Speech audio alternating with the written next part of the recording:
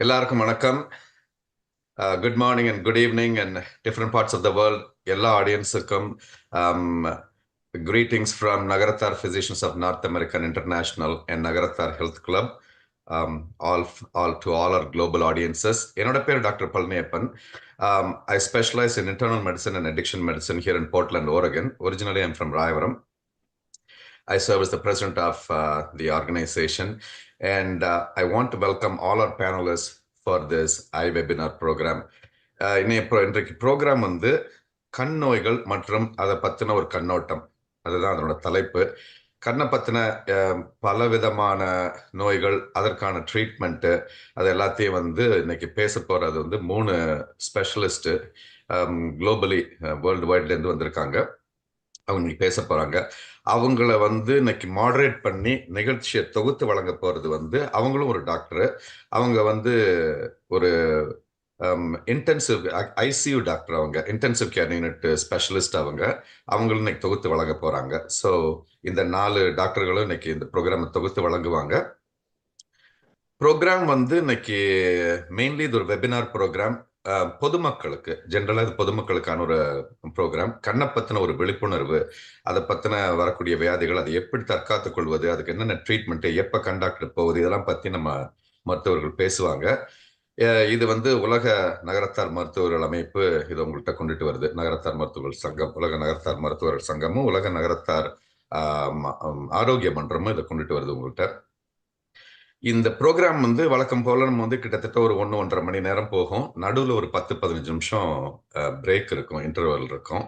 அதில் ஆர்கனைசேஷனோட ஆக்டிவிட்டீஸ் பற்றி அனௌன்ஸ்மெண்ட்ஸ் பேச போகிறோம். அப்புறம் திரும்ப ப்ரோக்ராம் கண்டினியூ ஆகும். ஒரு 15-20 நிமிஷம் கேப்புக்கு அப்புறம் திரும்ப ப்ரோக்ராம் கண்டினியூ ஆகும். நான் சொன்ன மாதிரி ஒரு 1.5 மணி நேரம் ப்ரோக்ராம். இந்த ப்ரோக்ராம் வந்து லைவாக யூடியூப்ல போகுது. வேர்ல்டு வைட் எல்லாருக்கும் நாங்கள் வந்து ஃப்ளையரை, அட்வர்டைஸ்மெண்ட் ஃப்ளையரை ஷேர் பண்ணியிருக்கோம். அந்த லிங்கை கிளிக் பண்ணிங்கன்னா ஈஸியாக பார்க்க முடியும். கேள்விகள் இருந்துச்சுன்னா இந்த யூடியூப் சேட் செக்ஷன்லேயே உங்களோட கேள்விகளை கேட்க முடியும். அதை மானிட்டர் பண்ணுறாங்க, நிறைய பேர் மானிட்டர் பண்ணுறாங்க. லைவாக டாக்டர்ஸ் அதை ஆன்சர் பண்ணுவாங்க. இந்த டாக்டர்ஸ்க்கு அந்த கொஸ்டின்ஸை கேட்கறதுக்கு நாங்கள் மாடரேட்டர் கொடுப்போம். அவங்க மாடரேட்டர் வந்து நிகழ்ச்சியை தொகுத்து வழங்குற டாக்டரை வந்து அந்த கேள்வியை கேட்பாங்க. அந்த கொஸ்டின்ஸ்க்கு ஆன்சர் பண்ணுவோம். நிறைய கொஸ்டின்ஸ் நிறைய பேர் அனுப்பிச்சிருக்கீங்க உலகம் முழுவதிலும் இருந்து. எல்லாருக்கும் நன்றி. மேற்கொண்டு உங்களுக்கு வேற எதுவும் டாபிக்ஸ் இருந்துச்சுன்னா எங்களோட மின்னஞ்சலுக்கு admin@myNPNA.org அனுப்புனீங்கன்னா அந்த டாபிக்ஸை பற்றி எல்லாம் ஃபியூச்சர்ல வந்து பேச முடியும். பல இது போன்ற டாபிக்ஸை பற்றி, தலைப்புகளை பற்றி இன்னும் நாங்கள் நிறைய வருஷமா பண்ணிக்கிட்டு இருக்கோம். இன்னும் வரப்போற வருஷங்களையும் பண்ண போறோம். பல புது அனௌன்ஸ்மெண்ட்ஸும் பல புது ப்ரோக்ராம்ஸும் கொண்டுட்டு வரோம். உலகில் இருக்கும் நகரத்தார் பெருமக்கள் மட்டும் இல்லாமல் பொதுமக்களுக்கும் யூஸ் ஆகிற மாதிரி கொண்டுட்டு வரோம். அதெல்லாம் இன்னைக்கு அனௌன்ஸ்மெண்ட்ஸ்ல சொல்றோம். ஸோ நிகழ்ச்சிக்கு நம்ம டைரக்டா போகலாம். இன்றைய நிகழ்ச்சியில வந்து 3 ஸ்பெஷலிஸ்ட் இருக்காங்க. நான் சொன்ன மாதிரி கண் ஸ்பெஷலிஸ்ட். தொகுத்து வழங்குறவங்க வந்து டாக்டர் அபிராமி சுப்பிரமணியன். அபிராமி சுப்பிரமணியன் இவங்க ஒரு யங் மருத்துவர். இவங்க டெக்சாஸ் மாகாணத்தில் இருக்காங்க, டெக்சாஸ் ஸ்டேட்ல இருக்காங்க. இவங்க வந்து இவங்களுடைய மருத்துவ படிப்பை வந்து she completed medical school from Texas A&M university. அப்புறம் வந்து அவங்க பப்ளிக் ஹெல்த்ல வந்து டிகிரி வாங்கியிருக்காங்க. கேஸ் வெஸ்டர்ன் ரிசர்வ் யூனிவர்சிட்டியில படிச்சிருக்காங்க பப்ளிக் ஹெல்த்ல. அப்புறம் அவங்க வந்து ரெசிடென்சி ட்ரைனிங்னு சொல்லுவோம் இல்லையா நம்ம, அது வந்து இன்டர்னல் உள் மருத்துவத்தில் இல்லை பொது மருத்துவத்தில் அதை வந்து அதையும் அதுக்கு மேலே படிச்சிருக்கக்கூடிய ஸ்பெஷாலிட்டி படிப்பு, அதாவது ஐசியூ டாக்டருக்கு படிச்சிருக்காங்க. பல்மனரி அண்ட் கிரிட்டிக்கல் கேர் மெடிசனை வந்து Baylor, Scott and White and Temple டெக்ஸஸ்ல படிச்சிருக்காங்க. அதுக்கு மேலே வந்து அவங்க கரண்ட்லி இப்போ தற்போதைக்கு அவங்க வந்து டேவிட் மெடிக்கல் சென்டர் ஆஸ்டின் டெக்ஸஸ்ல அங்கே வந்து ஐசியூ டாக்டராக ஒர்க் பண்ணுறாங்க. அவங்க கிளினிக்கல் அசிஸ்டன்ட் ப்ரொஃபஸராகவும் இருக்காங்க டெக்சாஸ் A&M காலேஜ் ஆஃப் மெடிசனில். வெரி இம்ப்ரெசிவ் ரெக்கார்ட் இருக்கு அவங்களுக்கு, மெடிக்கல் பயோஸ் அவங்களது. ஸோ அவங்கள வந்து நான் இந்த நிகழ்ச்சிக்கு வருகன்னு வரவேற்று அவங்க இந்த நிகழ்ச்சியை தொகுத்து வழங்குறதுக்காக அவங்கள வரவேற்கிறேன். ரெண்டாவது வந்து இந்த ப்ரோக்ராம் வந்து தமிழ் அண்ட் இங்கிலீஷ்ல இருக்கும். உலகத்துல பூரா எல்லா மாதிரியும் எல்லாரும் மொழிகளில் வந்து தமிழும் பேசுறாங்க, இங்கிலீஷும் பேசுறதுனால ரெண்டுத்துலையும் கலந்து பேசுவாங்க நம்மளோட பேனலிஸ்டும் மாடரேட்டரும். ஸோ இதோட வீடியோவும் அவைலபிளா இருக்கும். இந்த ப்ரோக்ராம் முடிஞ்சதுக்கு அப்புறம் குளோபலி NPNA வந்து இதை ஷேர் பண்ணுவோம், இந்த வீடியோவும் ஷேர் பண்ணுவோம். உங்களுக்கு வந்து எதுவும் கொஸ்டின்ஸ் இருந்துச்சுன்னா நீங்க சாட் செக்ஷன்ல கேட்கலாம். We welcome all the panelists and I will give the podium to Dr. Abhirami Subramanian. Welcome, Dr. Abhirami Subramanian. Take over. Thank you, Dr. Parani. Vanakkam, everyone. Thank you for joining us from all parts of the world. We have a wonderful panel of experts today to talk to us about eye health. I'll start with introductions. We have Dr. Shanti Subramaniam. She's a consultant ophthalmologist at the Shanti Eye Clinic and Surgery, a private center in Johor Bahru, Malaysia. She is a visiting consultant at Columbia Asia Hospital.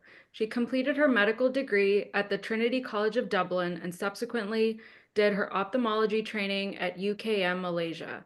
She also received an FRCS of Glasgow.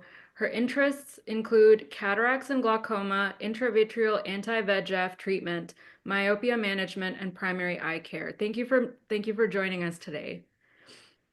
We also have Dr. Anuradha Veerappan. She completed her Doctor of Optometry and Master's in Vision Science at State University of New York, or SUNY, in 2012. She completed ocular disease residency at the Veterans Affairs Hospital.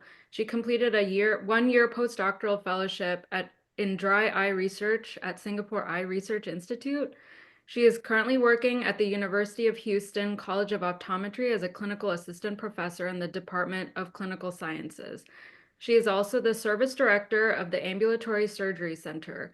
Her interests are ocular surgery co-management, myopia management, and primary care. And lastly, we have Dr. Abhinaya Thenappan. She completed her medical degree from Columbia Medical School and subsequently her residency at the University of Southern California. She is currently doing a one-year cataract refractive fellowship at Cleveland Eye Institute and plans to go back to California afterwards. Welcome, everyone. So eye health is an essential for living life to the fullest. The eyes are important in interpreting the world around us. Proper care and attention to eye health can enhance quality of life, prevent vision problems, and even detect other underlying health issues. The eyes are complex organs that work with the brain to provide clear and sharp vision. We will talk first today about blindness and the top leading causes of blindness, cataracts and glaucoma. We will then talk about the top leading causes of vision impairment, refractive errors, and then move on to diabetic eye complications, infections, and neurologic complications. We will then move on to other age-related eye diseases and pediatric eye issues. We will conclude our discussion on preventative measures to protect your eyes, including the impact of today's digital world on our eyes. So if everyone could introduce your role in eye health and when do patients see you? Dr. Abhinaya, would you mind starting? Sure. Thank you for the wonderful intro, and thank you to NPNA for organizing this event and allowing us this opportunity to share a little bit about our specialty and bring awareness to really important topics when it comes to eye health. I am a cataract and refractive fellow, so typically patients will come to see me if they have cataracts, if they're interested in vision correction through laser eye surgery like LASIK or now SMILE. So that's sort of my area of expertise at this time. I also see like glaucoma patients and comprehensive ophthalmology patients as well. Dr. Shanti? Hello, hi. It's really good to be here and help to share all our information with the whole world, actually, literally, among the Nagratar community. So thank you very much, NPNA, for this. So basically, for my practice, it's a general practice, right? More of a general ophthalmology practice. So basically, the patients will usually be very young or very old, and generally, the most common complaint is, oh, my eyes are itchy, my eyes are dry, my eyes are teary, my vision is blurred. It's very generic, and usually we try to ascertain that there's nothing else more serious going on. I think that would be the main thing. Most people just come in looking for a change of spectacle prescriptions, but our job, I guess, is to make sure that there's nothing else more serious underlying. Yeah. Okay, thank you. Dr. Anuradha? Hello, good morning from Houston, Texas. I'm very happy to be here. So thank you for the introduction. So what I do at the University of Houston is we work with students. So I'm a clinical attending and in a few different clinics. So my majority of my time is at the ambulatory surgery center. So patients patients before they see iNPNA, for example, they want to have cataract surgery. They want to have their pterygiums removed. They want to have collagen cross-linking. So these things we have to screen them and evaluate them for. And so we do a series of tests and I supervise the students and we see which patients are good candidates and not good candidates, and we see them post-operatively as well. Another big group of patients that we see are ones interested in contact lenses. Contact lens is a very big world. There are soft lenses, there are hard lenses, there are sclerals. There's so many new things coming out every year. And it's really important to understand if that works for you or not in your lifestyle. So I like the two different aspects. So I'm an optometrist. And so I don't do surgery, I do primary eye care. So it's a different aspect of eye care that I'm excited to share about. Wonderful, thank you. And just to kind of go to talk a little bit more about that, what are other different eye specialties, Dr. Abhinaya? The eye specialties within the eye are organized by the anatomy. So if you can imagine, I'm a cataract specialist, so I specialize on the lens. There are also retina specialists that focus on the retina, glaucoma specialists who focus on the drainage pathway of the eye, cornea specialists who focus on the cornea. So it really is just divided by the anatomy of the eye. Dr. Shanti or Dr. Anuradha, anything else to kind of add to that in terms of I think that about covers it, because even though the eye is so small, and sometimes people start joking, you're going to get a right eye surgeon and a left eye surgeon, but basically every different part of the eye has got an origin from a different part of the body's anatomy, right? So it comes from different parts of the during the embryonic phase. So because of that, there's lots of different that can occur within the eye. In fact, within the eye itself, a certain eye condition can help you determine what general other disease that could be going on in the body, from rheumatoid arthritis to SLE to diabetic retinopathy. The range is quite unbelievable. Yeah. So if you just go basically, I think as like what Abhinaya said, basically if you go through the anatomy from the front, you've got your eyelids, then you've got the cornea, then you've got the outer surfaces, which is the conjunctiva, the sclera. Then you go further inside is glaucoma and retina, and then the optic nerve, which is usually the field of the neuro-ophthalmologist. Yeah, these are the main fields. Yeah. I just wanted to mention a few other aspects. Of course, the anatomy is very important. That's the easiest way to think about it. Just like in medicine, there's pediatric optometrists, pediatric ophthalmologists, and as patients get older, they usually see general ophthalmology, general optometry, or a surgical kind of environment. So neurooptometry, that's also a big avenue, and vision therapy. So there's so many aspects. It's not just, is this clear or not? It's whether the vision is usable. Are they able to, if they have one side that's missing in their visual field, that's a different type of specialist. So there's a lot of aspects of eye care. Mm-hmm. Yeah, it's definitely very broad and complex. And I'm sure within ophthalmology too, they make referrals to different eye specialists as well. So kind of moving forward, we're going to talk about blindness. What is technically, medically considered blindness, and how common is, complete blindness or partial blindness? I can go ahead. Go ahead. I can touch on this a little bit. So I think some of the more common causes of blindness worldwide are cataracts, glaucoma, and diabetic eye disease, to keep it simple. And so these things are definitely preventable.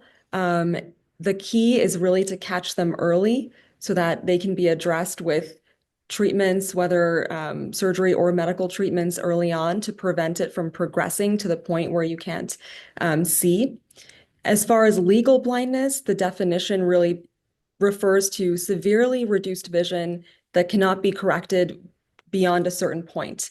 And typically that is 2200 vision, or not being able to see beyond the big E on the E chart. And what that means is a person with this level of vision that can only see the big E, that means a normal person with normal vision can see that E from 200 feet away, but you can only see it from 20 feet away. And so that's kind of the general idea of what legal blindness means and some of the general causes of blindness. The key is really to have regular checkups, especially if you have diabetes or somebody in your family has glaucoma. It's important to have that checked maybe once a year or once every couple of years. Yeah. And it must be, terrible for someone to have full vision when they were born and later develop blindness with age. And so definitely getting screened can prevent, vision loss to that severe extent where it's hard to function in day-to-day life. And I wanted to mention one thing.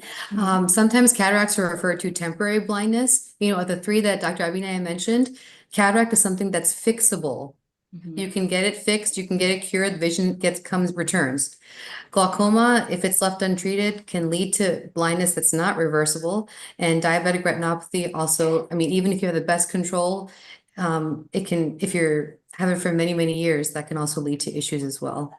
And another specialty of optometry is low vision. So patients who cannot see the 2200 and below, patients who need magnifiers and other specialty things to function, that's another aspect as well. And you kind of brought up cataracts, which is our next, the perfect segue into the next topic. Could you tell us a little bit more about what are cataracts? Dr. Anuradha. Oh, okay. So cataracts is something that every one of us will get. It's not a disease. It's not something to be afraid of.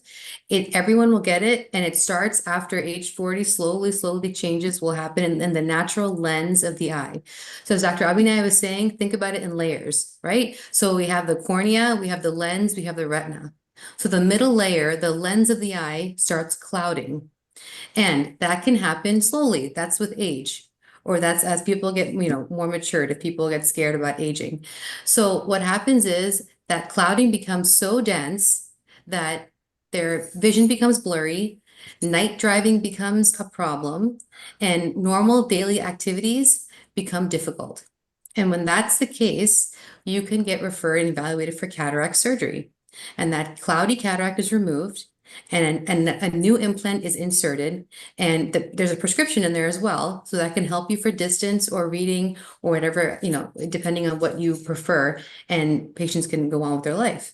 Cataract surgery is the most common surgery done in the US and worldwide, and so I'm sure many people know somebody who's had it or have had it done themselves. And so it's nothing to be afraid of. It's something that you should all understand that it is something that can be treated. Yeah. Is there a hereditary component, Dr. Shanti, to cataracts? Oh, did we think we lost her? Dr. Abhinaya or Dr. Anuradha, is there a hereditary component to cataracts? Some types of cataracts can be hereditary, but typically cataracts are something that's acquired with age. So around the age of 60 or 65, you'll start noticing the effects of a cataract. Some other risk factors, if you have diabetes, it can accelerate the formation of a cataract. If you are a smoker, smoking can accelerate the formation of a cataract. Any type of infection, steroid use can cause a cataract. So these categories typically cause cataracts in far greater amounts or far more frequently than those that are inherited congenitally. Those are pretty rare. Okay. I just wanted to mention one thing about the cataracts. So a lot of people think cataract is grandparents, our parents' age. You can get a cataract if you're younger, right? And the most common, we keep saying diabetes. Diabetes is not something to be afraid of. If you have diabetes type 1, you can't do much about it except getting it under good control. You can't control the length of time that you have it. But if you are a young patient, which we see, I'm sure Dr. Abhinaya sees, 30s, 40s, you can develop a cataract if you're on steroids. And it's not just a steroid you take by mouth. If you take a steroid nasal spray, seen that? There's steroids come in many forms. So a lot of people forget about that. So steroid use, trauma, Okay, so a reason why one cataract can develop faster than the other is because of history of trauma. And also if you have very uncontrolled diabetes at a younger age, that can make the cataract grow faster. Yeah, Dr. May, pediatrician. Hi, everyone. I'm Dr. Kanapan. Dr. Maypan can add to the cataract blindness that happens in children with high use of hyperbaric oxygen. And you want to touch on that? Yeah, hello to everybody. I'm a pediatrician working in Canada. I'm one of the office bearers of the iNPNA. And now I'm very happy to see you all, coming with all the things. One of the favorite subject for me is ophthalmology. And I was a pet student for the professor in ophthalmology. Now coming to the story, cataract, a newborn, thank you, Dilek, for that. The preterm babies, they are born and salvaged between 24 to 25 weeks. Their vessels are very fragile.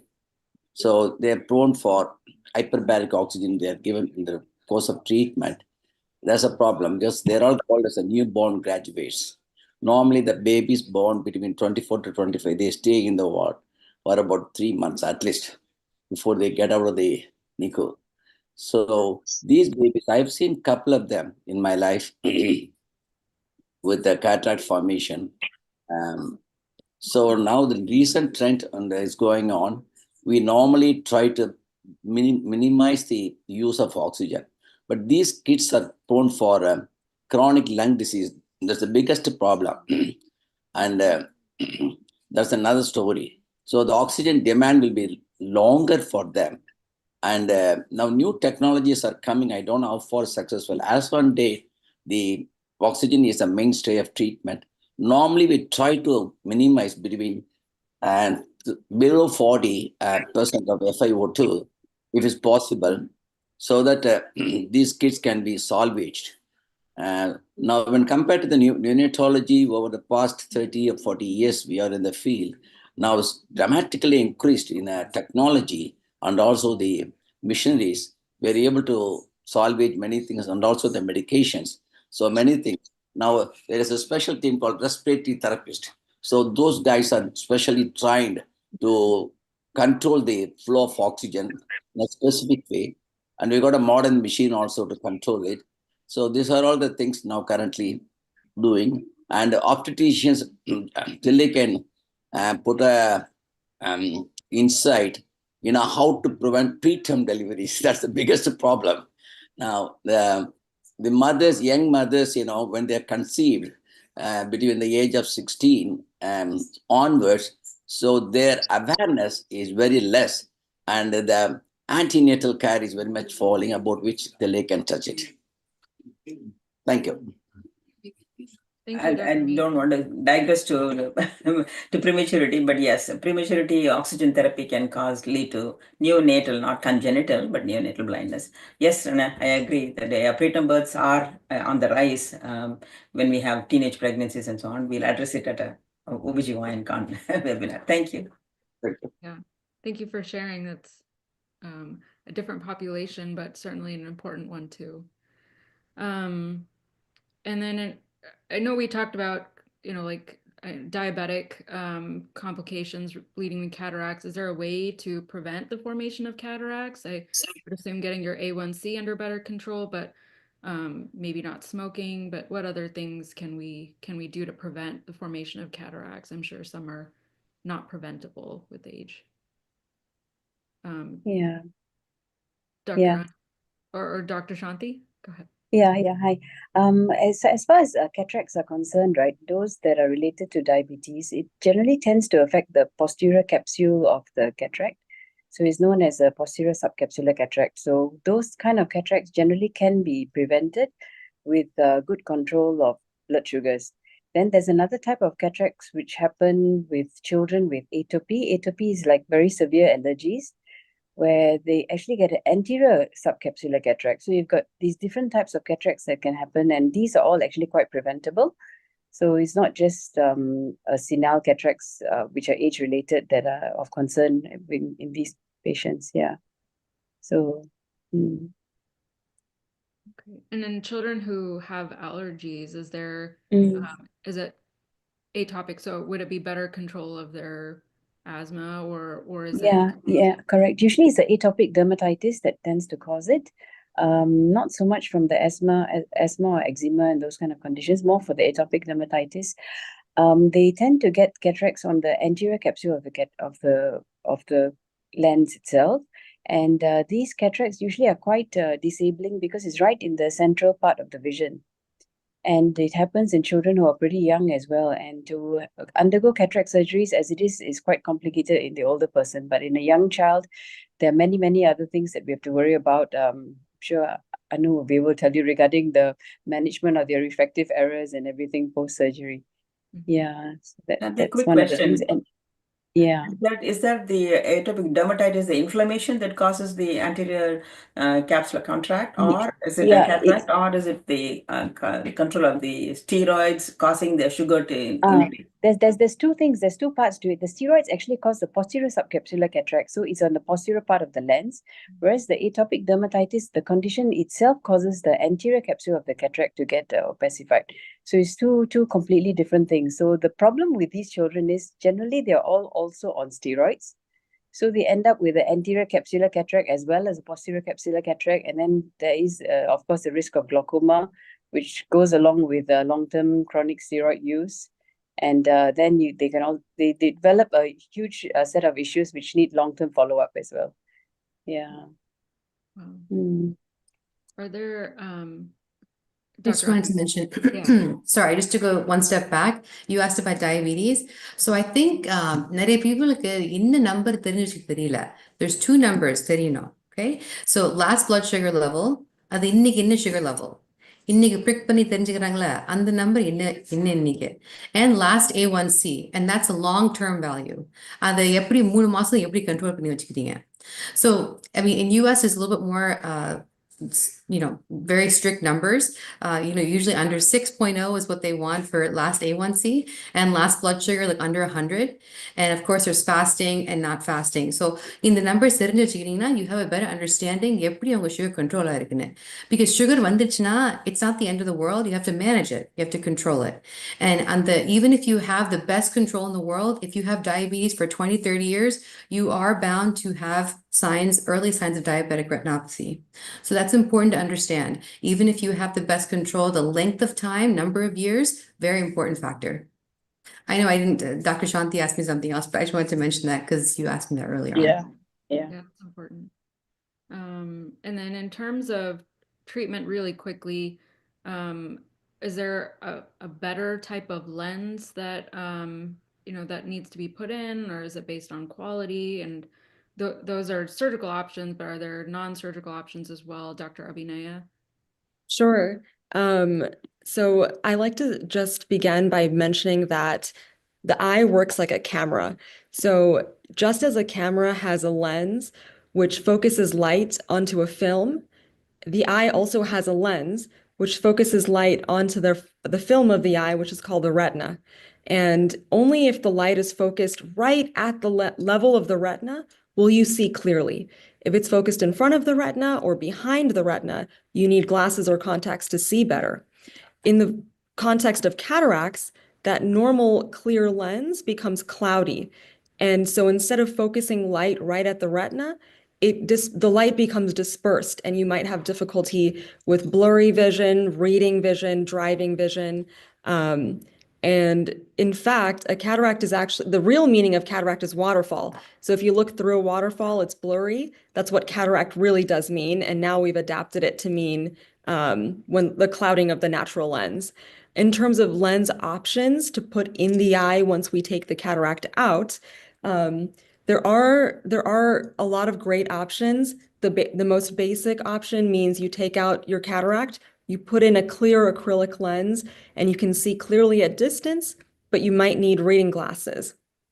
There are premium or upgraded lenses which can give you great vision at distance and up close. They do have drawbacks of glare and halos at night, but they are also great options. This one I've pictured on the right side with a blue background is a premium multifocal lens. If you can imagine, each ring of this lens has a different power. So it allows you to adapt and see at multiple focus points, which is really amazing. But it does come with some glare and halos. On the right side, you see that This is an eye with a multifocal lens that has clarity at the dashboard, the phone screen, and distance, but it has some glare and halos around the lights and the headlights of the car. Whereas the left side of the screen, you have clear distance vision with a basic lens, but blurry vision at the dashboard, but your headlights don't have as much glare. And so this is a very debilitating example of glare and halos around lights all the way here. And yeah, so I think the most important thing is just to talk to your physician, your doctor, and ask about what your the best options for you based on your lifestyle, your budget, what your vision goals are, and try to optimize what makes the most sense for you. Ultimately, there's no lens that can perfectly mimic the natural human lens, but there are a lot of great options that can help you get as close as possible to the vision that you're looking for. Dr. Anuradha, anything? That was excellent, Dr. iNPNA. I love those pictures. It's much easier to understand what you're doing with the pictures. So thank you for those. I just wanted to mention, just to bring it back to glasses and contacts, which is a very big component, like what the patient is already wearing. So Dr. Dileachi comes in and she's wearing progressive glasses. Okay. So she wants to be just like that. She wants to have correction for distance and reading. So then multifocal is a good option to discuss and to talk about because the patient already understands that what it feels like. It's even better if they're in multifocal contacts. There's another thing called monovision, which is not as common, but a lot of patients do have that, where say the right eye is their dominant eye, that'll be treated for distance, and the left eye is the reading eye, so they'll wear a contact lens that will help them for reading. So it's different prescription. They have different focal points. And so one thing that it's helpful for is that it really increases their range of vision. And they usually have more, if they're on the computer more, they will have their near eye to help them at the computer distance. And so அந்த முதல்ல அந்த try பண்ணிட்டாங்கன்னா அந்த implant பண்ணும்போது we can do the similar thing. So these are the kind of things that when you have a referring doctor, when they know the patient for 20 years, when they understand what the patient's demands are, they can mimic that when we recommend surgery. This is why, as we know, when we work with surgeons, we should know what the patient's already in, what they're comfortable with, and what their goals are. This is what we're talking about with patient goals.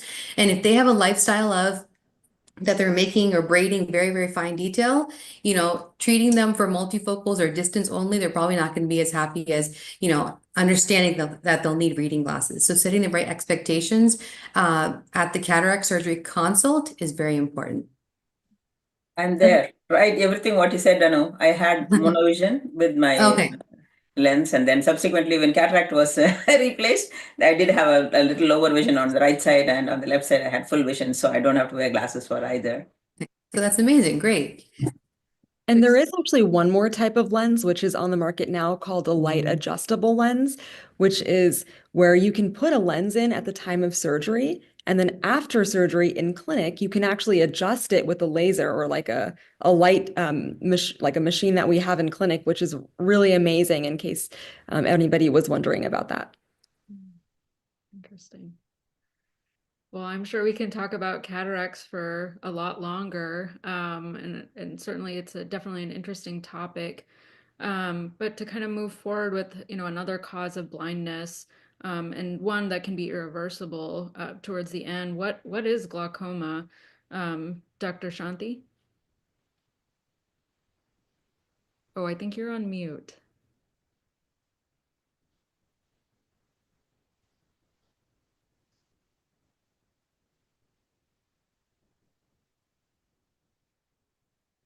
I think you're still on mute. Okay, all right. Yeah, there you go. Okay, so glaucoma basically அந்த கண்ணுல நம்ம ஒரு நரம்பு இருக்கு கண் பின்னாடி அந்த பெரிய நரம்பு called the optic nerve. So usually அந்த கண்ணுக்குள்ள ஒரு தண்ணி மாதிரி இருக்கும். We call that the fluid within the eye. So அந்த fluid usually இந்த pressure ரொம்ப கூட போயிடுச்சுன்னா இந்த நரம்புல பாதிப்பு வந்துரும்.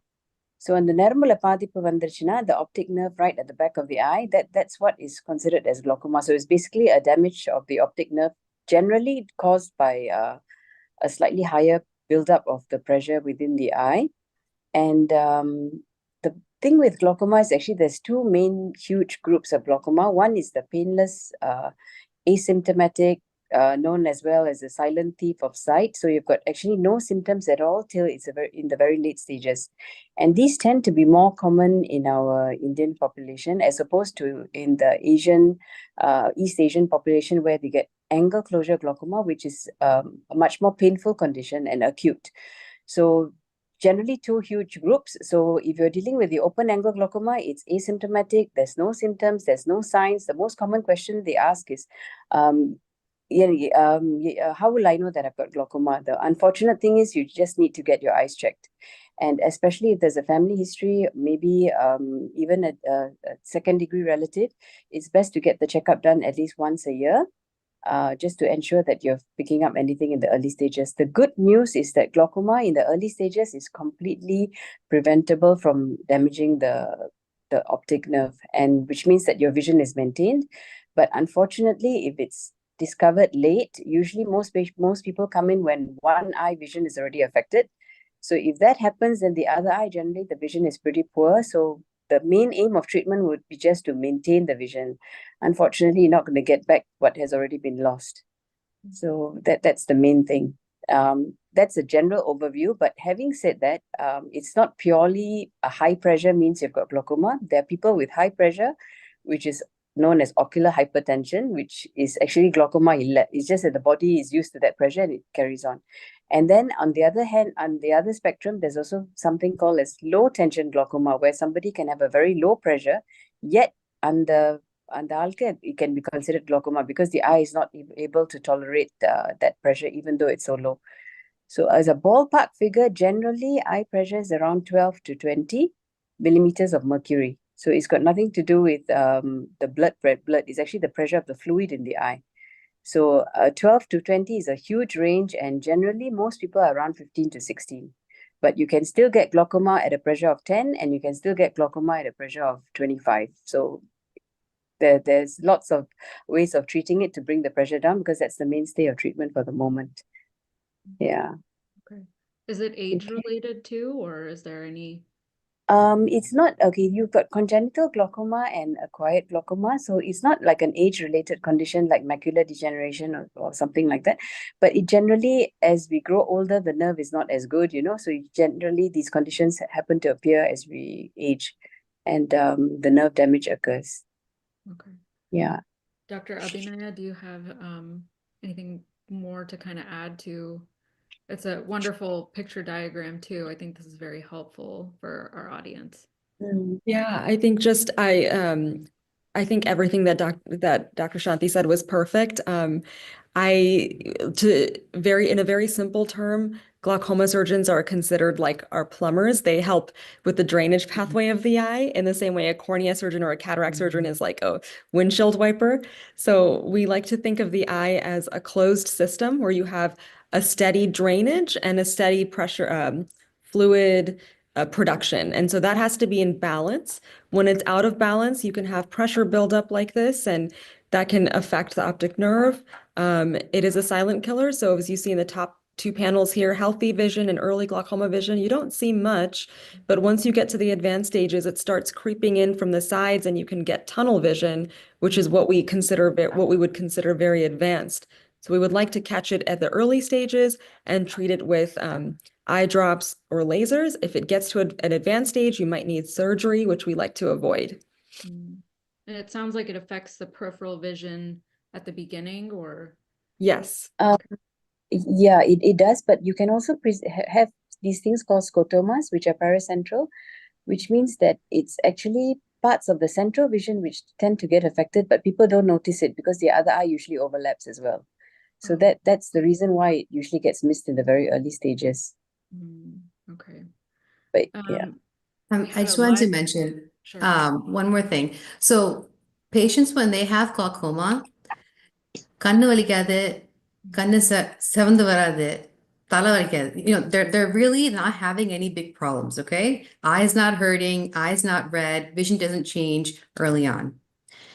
When they showed that picture of increased pressure, that's when patients come in. When there's a huge increase in pressure spike, pressures are very high. Remember, Dr. Shanti said 12 to 20. When it's like 30, 40, that's when patients come in, because then they start having a headache. Okay, then they start having eye pain, then they come in. So that's why this series is preventative series, right? So when you go get your preventative exam and we're checking your eye pressure, that's when we can flag patients early on and then screen them and understand what their risk factors are. So this pressure buildup picture is excellent. So you can see that in the staging, when it's not, when it's really high pressure, that's when patients actually come to your exam and come sit in your chair. Okay. Screening எல்லாருக்கும் பண்ணுவாங்களா? So when patients come in for yearly checks, the first thing, I mean, everything is not eye pressure, but eye pressure is an important factor. So that's one of the things that we do look at. Patients should have eye pressure checked. Patients should have a dilated exam. Now, a lot of offices will do optos imaging or retinal imaging, and that is fine, but that should not be done every year. Every other year is great. And doing the dilation, nothing is compared to a dilated exam because the doctor can see in 3D. So that's the two ways that patients are screened for. And then when we do confrontation exams and we're asking them about their peripheral vision, if we're seeing that there's a huge area that is of loss, then that's another area that we have to look into. It's another flag for us to say, okay, we have to look, maybe the patient needs the visual field test. We had a live question here. Are congenital cataracts curable, Dr. Shanti? Congenital cataracts generally mean that the baby is actually born with a cataract already, and usually we tend to do the surgery to remove the cataract just as in an adult procedure as soon as possible. The reason this should be done early is to prevent amblyopia or lazy eye. So the cataract surgery is recommended. So in terms of your question is it curable? Is that the question? Right, that was the question from our Question, yeah, it's not really curable, it's actually treatable.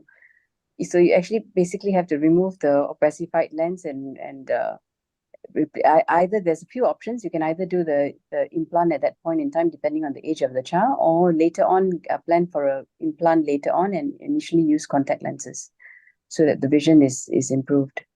Mm-hmm. Yeah. If I could just add one thing, the brain requires a clear visual pathway in order to develop your vision properly as you get older. So if you have a cataract and if a congenital cataract happens in one eye but not the other, it's really important to have that treated within 6 weeks or so that both eyes can have a clear visual pathway and the brain can develop properly. If both eyes have a cataract, then you can wait until about 10 weeks, but you really need to have the cataract removed by the 10th week so that the baby can develop their vision properly as they mature, as their brain matures. Okay. Thank you for that answer. To go back to glaucoma, sorry, shifting gears back. We talked a little, we kind of mentioned drops, and a little bit about surgery. Are there, if Dr. Abhinay, could you expand a little bit more on the medical versus surgical management of glaucoma? Sure. So first step is typically eye drops or a laser that we do in clinic to open up the drainage pathway. Next step up, cataract surgery itself does reduce your eye pressure. At the time of cataract surgery, we can place a little stent or do an intraoperative minimally invasive glaucoma procedure to help reduce the pressure at that time. They also have drug-eluting stents, which is a little stent you place in the eye that continuously drops a little bit of the medication, and it can last. Some of these can last up to 3 years now, depending on what company and what stent you're talking about. And then, of course, there is surgical options where we might put a tube in the eye to continuously drain fluid to restore that balance between fluid production and fluid drainage. Okay.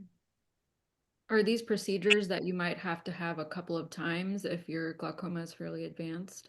Yes, Okay. especially if we get to the surgical options, tubes may need to be revised or there are a lot of risks involved with tubes in general. So we like to avoid getting to those surgical stages of advanced disease that require surgical treatment. And most people don't get there. Only a small percentage of glaucoma patients will really see surgical treatment. Okay. And Dr. Shanti, are these drops fairly, prevent the progression of glaucoma to those surgical stages, or What Yeah, are actually, what Abhinaya is saying was absolutely true. As far as glaucoma surgeons are concerned, they try to avoid going to surgery as far as possible, because once you've gone down the surgery route, is really no coming back.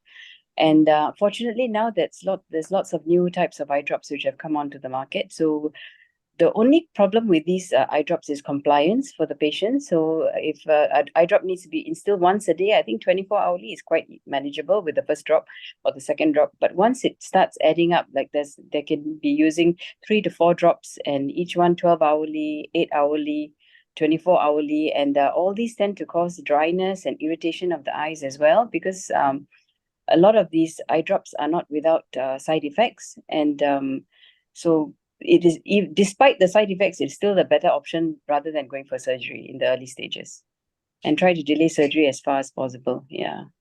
Okay. Okay. We have about and Dr. Anu, were you Oh, gonna? I was just going to mention, we have all these different ways of treating advanced glaucoma, but if you're like Dr. Abhinay was saying, you don't have to get there. And many patients, we're not talking about that advanced stage. Earlier, patale, if you come for your yearly checkups, on the road ke po venda, on the road ke paaka venda. Okay, you can get treated with eye drops.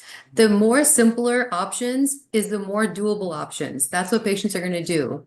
The more you ask them to put in medications, there's a cost factor. Patients are scared. It's hard to put the drop in. I mean, these are realistic things, right? Say, taniya live panina yaar poduvaanga. Taniya pandradhukku bayapaduvaanga. These are very important things to consider. So if you don't want to do all these advanced things and you're worried about, well, how am I going to put in 2 or 3 drops? Surgery. People are scared of eye surgery. They can have a baby, like Dr. Tilde knows, but they are scared of eye surgery, okay? So if you don't want to go down that path, get checked every year. We're talking about eye health, but physicals, blood work, all of these things matter. And I think that if you think of a more preventative aspect, I know that here we are all about that with the once a year visits, but in India, I think they are picking up that, instead of problem dealing with it, and then it helps you with so much more peace of mind, cost, and your health. So there's so many big important factors to consider with this. Okay. We have about 10 minutes before we take a break. So instead of talking about refractive errors right now, I'm sure that's going to be a longer discussion. We'll go to diabetic eye complications, talk a little bit about that, take a break, and then go to a bigger topic.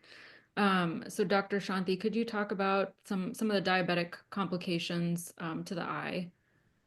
Yeah, diabetes is actually one of the most prevalent conditions that are affecting the eye that we see actually as an ophthalmologist. The main reason is purely controlled diabetes. So diabetes, if you have it, is not the big issue. The problem is when it's poorly controlled. So it can cause anything from cataracts to corneal erosions on the cornea, on the surface of the eye. But the main thing is the retina. So I'm sure everyone has heard of diabetic retinopathy. So diabetic retinopathy, there's basically 2 types.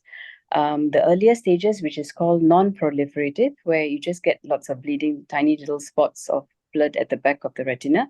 And in the later stages, it is proliferative, which means you get new vessel formation, which tend to bleed. So the whole issue with diabetic and its eye complication and the diabetic retinopathy is that the early stages are completely asymptomatic. அப்படின்னா எனக்கு கண்ணு பார்வை நல்லா இருக்கு, எனக்கு கண்ணில் ஒன்றும் பிரச்சனை இல்லை, இனிப்பு நீர் இருக்கு. This is the most common thing I hear. And then I'll ask them, எத்தனை வருஷமா இனிப்பு நீர் இருக்கு? ஒரு 10 வருஷமா. எப்போ கண்ணு செக் பண்ணீங்க? செக் பண்ணதே இல்லை. This is absolutely so common. I'm not sure whether down there you all see this as well, but down here is really common. So, and then I have to start to explain to them the first 3 stages of diabetic eye disease are no, you don't have any symptoms. கண்ணு பார்வை நல்லா இருக்கும். And by the time it comes to the symptomatic stage where the vision gets affected, you actually need injections, you need laser treatment, and the vision is not reversible. You cannot recover back the vision. It's not like cataracts. Cataracts, fortunately, you do surgery and the vision gets back to normal. But unfortunately, for diabetic retinopathy, the treatment is basically just to prevent it from getting worse. So that is the sad part, because a lot of people assume that if they have no symptoms, their eyes are fine, which unfortunately is not the case. Yeah. Yeah, I think annual screening, it has to be Yes, really absolutely. implemented Yeah, and then the PCPs, the primary care physicians need to do it as more of their thing, and endocrinologists. I'm sure they stress it.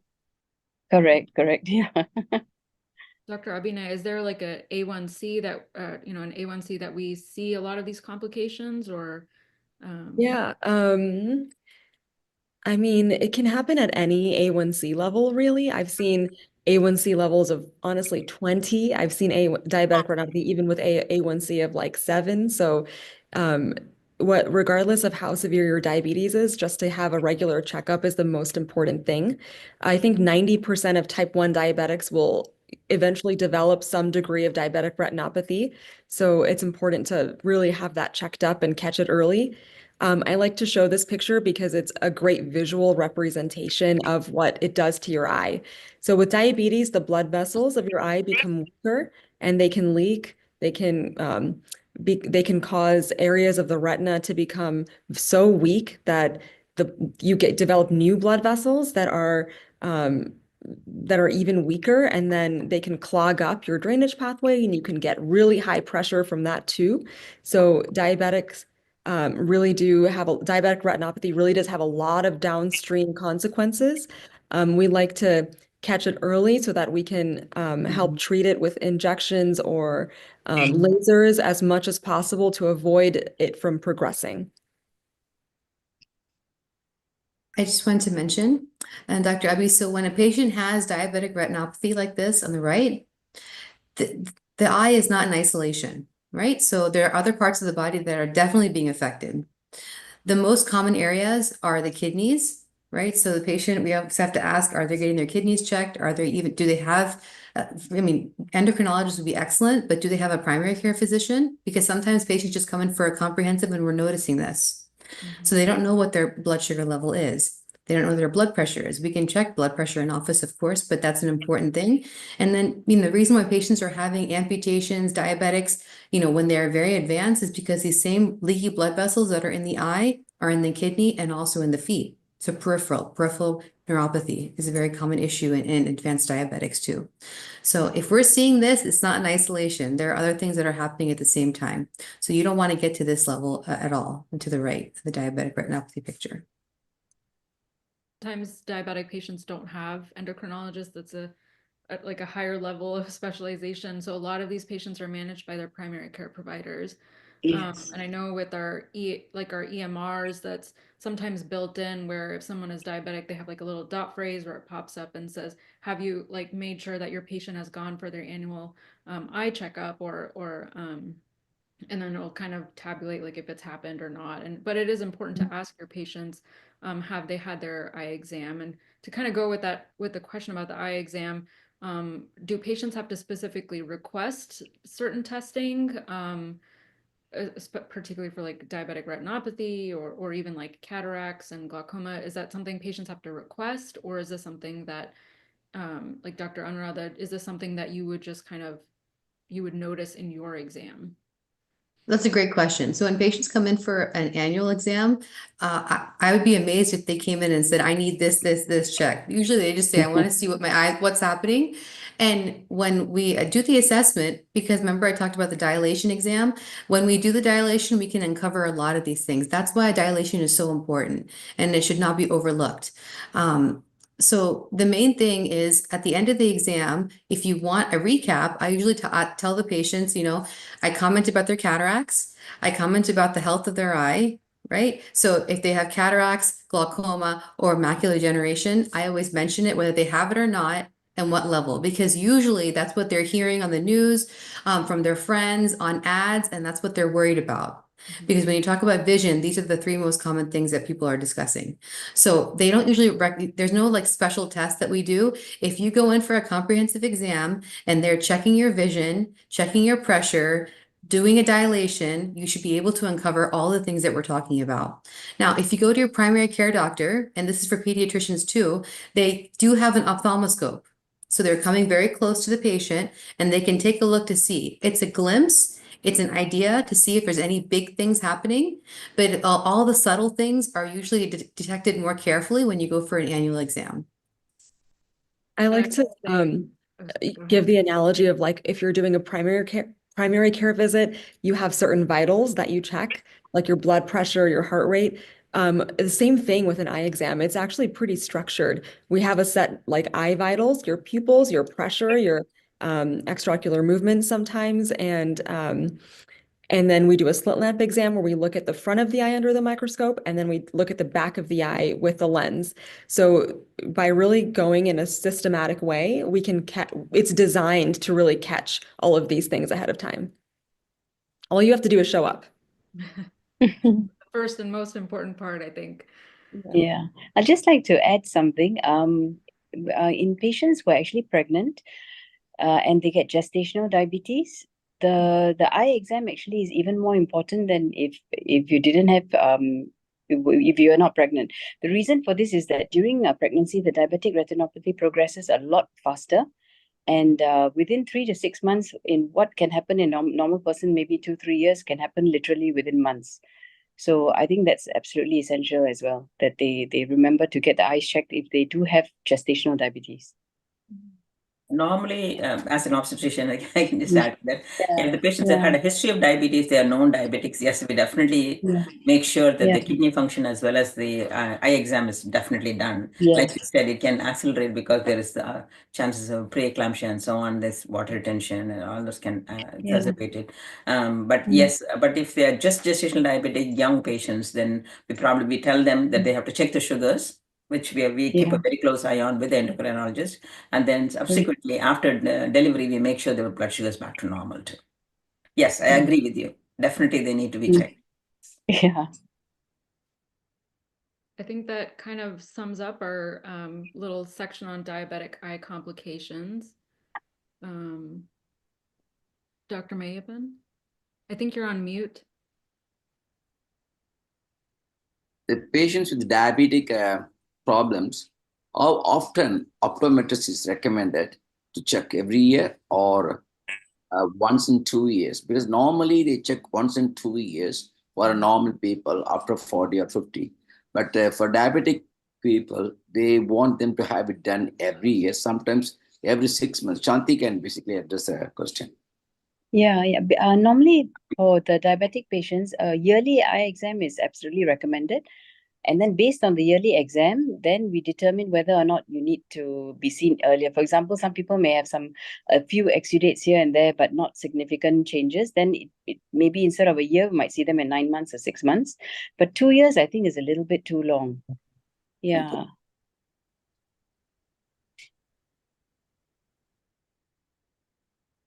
I will also add that the eye exam that your PCP might do it's very user dependent too. It depends on their level of skill and their confidence in that. But certainly, if it's part of if you have comorbidities that require you to see an eye doctor, it's certainly more important to see them, I think, than depending on your PCP to with the ophthalmoscope to try and look at your eyes. So I'm not sure if we're planning for a break, but we can certainly move forward. Yes. Dr. Padani? Oh, thank you. Thank you, Abhirami Subramanian. The program is wonderful. We have a lot of viewers. I'm seeing that they are live பார்க்கறாங்க, globally பார்க்கறாங்க, நிறைய பேர் பார்க்கறாங்க. questions நிறைய வந்திருக்குது. So நான் வந்து டைரக்டாவே questionஸ்க்கு போறேன். 2-3 questions இப்ப வந்ததுக்கு போறேன். rapid fire மாதிரி குயிக்கா நான் கேட்கிறேன். பேஷண்ட்ஸ்க்கு வந்து ஆக்குலர் பிரஷர் glaucoma மாதிரியும் இருக்கு, cataract இருக்கு. அதை ட்ரீட் பண்ண முடியுமா அப்படின்னு கேட்கறாங்க. டாக்டர் சாந்தி, ரெண்டும் இருந்துச்சுன்னா, if you have both glaucoma and cataract, is it treatable? How to treat? Rapid fire. So for the glaucoma part of it is basically eye drop treatment, but sometimes removing the cataract surgery actually helps to reduce the eye pressure as well. So it'd be better to discuss with the eye doctor and see whether both can be done at the same time. We're removing the cataract and then subsequently checking the eye pressure, and if needed, then continue with the glaucoma eye drops. Okay. So both can be treated. Thank you. Cataract surgery பண்ணிட்டா திருப்பி அந்த லென்ஸ்ல problem வருமா, அதுல திருப்பி cataract வருமான்னு கேக்குறாங்க. Is it possible? So normally what happens is when you remove the cataract, you're removing and the opacified இடம் எல்லாம் நம்ம எடுத்துருவோம் இல்லையா, பட் அந்த capsule இன்னும் இருக்கும். So அந்த capsule குள்ள தான் அந்த extra the lens, intraocular lens implant பண்ண போறோம். ஸோ அந்த கேப்சியூல் பின்னாடி சில சமயம் ஒபாசிட்டிஸ் வர வாய்ப்பு இருக்கு. ஸோ அந்த Okay. மாதிரி இது வந்துச்சுன்னா விதின் த கேப்சியூல் ஒரு ஏர் கிளேசன் ஒரு ட்ரீட்மெண்ட் இருக்கு. ஸோ இட்ஸ் பேசிக்லி அது சர்ஜரி இல்லை, ஒரு ஸ்லிட் லேம்ப்ல உட்காந்துட்டு ஒரு ஷைனிங் லைட் மாதிரி ஷைன் பண்ணுவாங்க, லேசர் பீம் வரும், you here a few little sounds and அதுக்கப்புறம் அந்த அந்த ஒபாசிட்டியை கிளியர் பண்ணிடலாம். Okay. So this is called the posterior capsular opacity post cataract surgery. Okay. Next. திருப்பி வராது. ஆமா. Okay, திருப்பி வராது cataract. Thank you for clarifying. Another quick rapid fire question from the YouTube chat section. Abhinaya, what is actually causing glaucoma-ங்கறாங்க? What's actually briefly? Glaucoma is caused by a buildup of extra pressure within the eye that cannot be drained. And that pressure causes damage to the optic nerve, which connects the eye to the brain. Okay, பேக்ல nerve இருக்கு, optic nerve இருக்கு, கண்ணுக்குள்ள இருக்கக்கூடிய fluid அதுல pressure build up ஆகுறதுனால அந்த நரம்புல அழுத்தப்படுறதுனால வர்றதுதான் glaucoma, right? Is that what you're saying? Yeah. Okay, okay. Senile cataract regular cataract எல்லாம் same தானே? Same surgeries? Yes. Okay, so thank you so much for answering those rapid fire quick questions. இப்போ ஒரு few minutes, ஒரு 10-15 நிமிஷம் வந்து we'll talk about the organization activities. அதுக்கப்புறம் we will resume back. We'll continue with the program. திருப்பி இன்னொரு 40 minutes program இருக்கு. Questionsலாம் YouTube chat sectionல please கேளுங்க. We will continue with the program after a short break.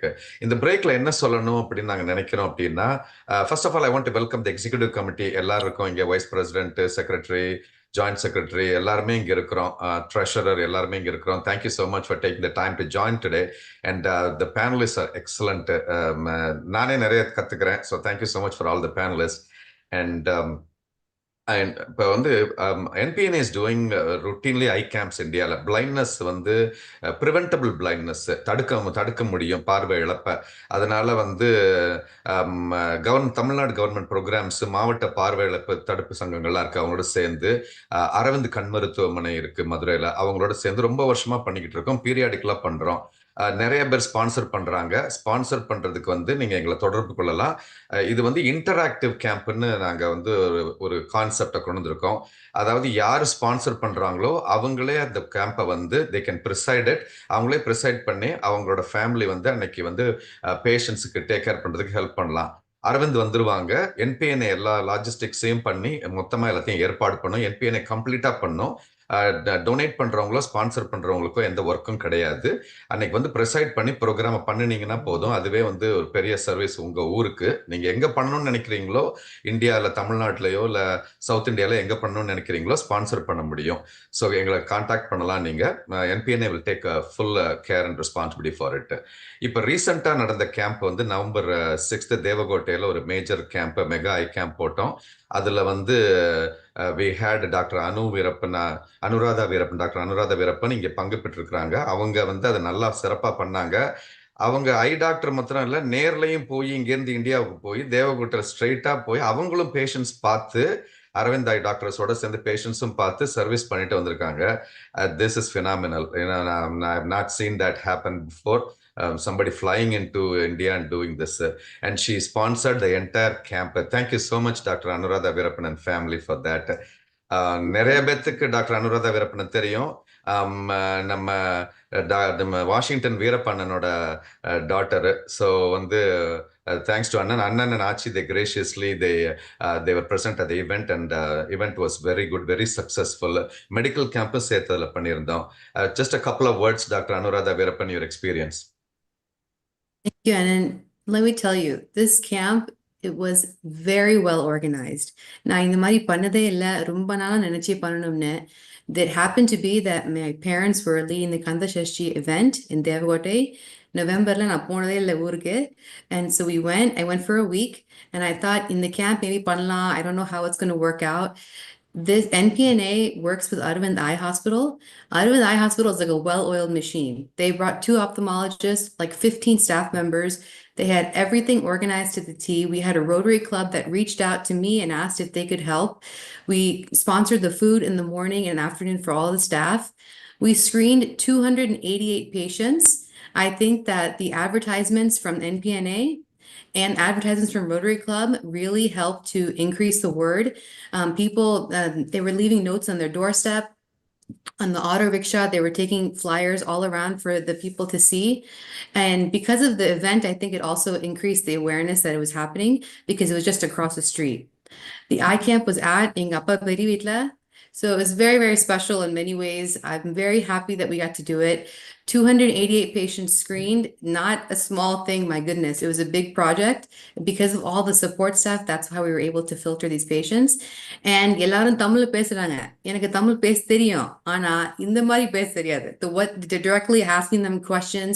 You know, the way to approach each patient, you have like 4 minutes with each patient. So all of this was very, very new to me, and it was really exciting to see. They had trial frame refractions. If they just needed glasses, I was able to I collected, you know, I got a lot of support from my family and friends, and we were able to give glasses to patients who needed them. And 36 were sent to Madurai that day on a bus to have surgery. Amazing. And I don't think any people that I've talked to here, they were amazed by it too. That they spent that night in Madurai. The next morning they had surgery. They came back, and I mean, I have a lot of videos and stuff, but it was, you know, of course we can sponsor money-wise. I think we can all do that in some way, but அங்க போய் பார்க்கிறது and getting the feedback is really special. So if you can do it, you should do some sort of camp, and I'm really proud that I was a part of this organization this time. So thank you. Thank you, Anu. So வந்து thanks to you and to your family. நீங்க படிச்சது மாத்திரம் இல்ல, you went all the way to see patients. That's the biggest thing, right? So thanks for that mindset for that you want to do work over there. And their family also sponsored the glasses. Normally eyeglasses on the patients, they buy it, but like this camp was entirely sponsored by them, and we also distributed free glasses. And there were more patients on the weekend. It was a weekday camp. Weekendum போயிட்டு நிறைய பேர் வந்து அரவிந்தில் surgery பண்ணிட்டு வந்திருக்காங்க. Some people போக முடியல வீக்டேல, camp வீக்டேல வச்சிருந்தோம். வீக்கெண்டும் போய் பண்ணிட்டு வந்திருக்காங்க. More than 50-60 patients வந்து டைரக்டா வந்து பயன்பெற்று இருக்காங்க. And it was funded. எல்லாமே பண்ணிருக்கோம். Thanks to Arvind, thanks to Rotaryயும் சேர்ந்து பண்ணாங்க, and thanks to Dr. Anuradha and family. We'll do more of this. இது அடுத்தது வந்து we wanted to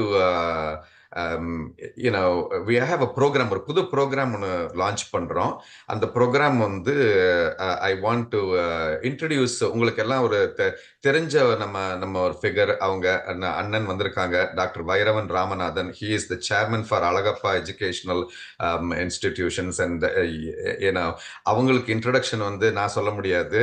he is a veteran. He has done a lot of things அவங்க life டைம்ல, and he still continues to do. His entire family continues to do his entire, அவங்களோட முன்னாடி forefathers, everyone right from ஆட்சியில இருந்து எல்லாரும் பண்ணியிருக்காங்க.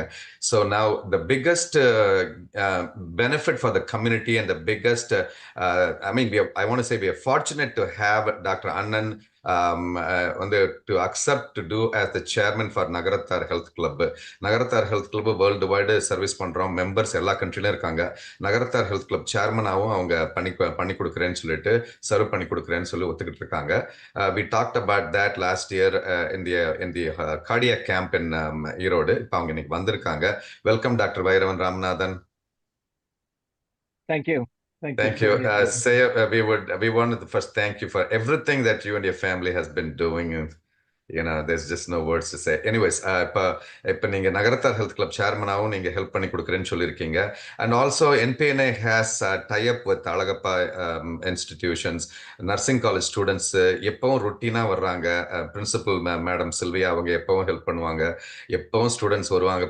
Palani பாதயாத்திரா CAMPA இருக்கட்டும். இப்போ வரப்போற இன்னொரு கேம்ப் தேவகோட்டையில December 28th, another family from Texas, Thena Ramesh ஆட்சி அவங்க ஃபேமிலி ஸ்பான்சர் பண்றாங்க ஜெனரல் மெடிக்கல் கேம்ப். அதுலயும் வந்து we are going to have Alagappa institutions participate. அங்க இருக்க நர்சிங் ஸ்டூடெண்ட்ஸ் ரொட்டீனா பண்ணிக்கிட்டு இருக்கோம், ரொம்ப வருஷமா பண்ணிக்கிட்டு இருக்கோம். And thanks for everything. Please say a few words, Anna. Yeah, at the outset, Gopalni, thank you for the introduction. It's certainly a pleasure for me to be part of the organization.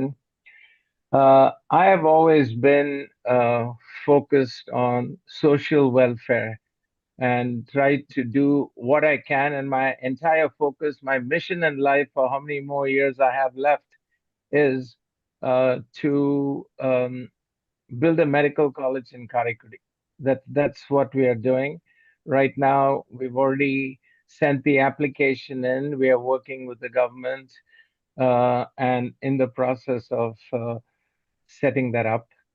We were initially in discussions with NPNA to set up a dialysis unit in Karaikudi, and initially I was going to set this up as a separate unit, but now decided to make a 100-bed hospital, and that's going to be in Karaikudi. Right now, renovations and things are happening. I'm hoping by the middle of next year, this should be already functional. So we are already taking an existing building and just converting it into a hospital. So that's what's happening. And we do have a tie-up also with Apollo Hospital in Managiri. They want us to set up a bridging unit for acute care patients who have some conditions that need to be treated immediately, because most of them are being taken to Trichy and Madurai, and on the way they're not surviving. So they want to use our campus to set up. So as part of the hospital, I'm setting up a bridging unit for them, and then also a dialysis unit here. So that's the goal. We do have a nursing college, and the first group of students are graduating this year, and they're all excited. We continue to keep increasing, so we have almost about 250 students already in the college, and this fresh batch has just joined in. We continue to enhance the campus infrastructure, trying to do more things. I've personally been in clinical diagnostics all my life, and with this particular subject of ophthalmology, I developed a panel of genetic markers for age-related macular degeneration. So we offered this along with at UC San Diego at the Optics Institute. So we offered this, and the product was out, got the FDA approval. And so my passion has been that. And right now I'm also on the board of another company focused on for cancer patients who are being treated with chemo or radiation. Today, you have to wait 8 to 12 weeks to do a PET scan to see whether the tumor shrunk or grew. We are able to look at circulating free DNA, and within 48 hours, we'll tell you whether the therapy is working or not. And so today we have Johns Hopkins doing a study on pancreatic cancer and Ohio State on brain cancer. And we're about to launch the product in India with Tata Memorial. So I think there's a tremendous, and this again, for cancer patients, this is a big deal because you don't want to wait 8 to 12 weeks and figure out that the therapy was wrong. So this is a novel test, a cell-free DNA. And that's what I want to be associated with, something that can have an impact on the lives of patients. And even though I'm not a medical doctor myself, I've been in this, my daughter, cardiologist, but then I look forward to seeing in what way I can help out and introduce new programs for NPNA. And thank you, Palni and Pillai, for your constant suggestions, and telling me to come on board. Thank you, Anna. Thank you so much. Thank you for coming and taking part in the program today. I have to just add to Dr. Parni. Anna has been very, very supportive of all the NPNA activities, and anytime we asked or reached out and said, Anna, we want you to take the leadership, or we need your help, he's more than willing to help. For instance, the renal dialysis unit that we were going to launch, we just put on hold because we wanted to make sure that we have a site. Initially, as Anand said, அவங்க காலேஜ்லேயே nursing காலேஜ்லேயே ஒரு area வந்து use பண்ணலான்னு யோசிச்சோம். இப்போ வந்து மானகிரியோட அவங்க associate பண்ணி they are starting a emergency room kind of a thing, and he's converting actually the junior school to be that 100-bed hospital ஆரம்பிக்க try பண்ணிட்டு இருக்காங்க.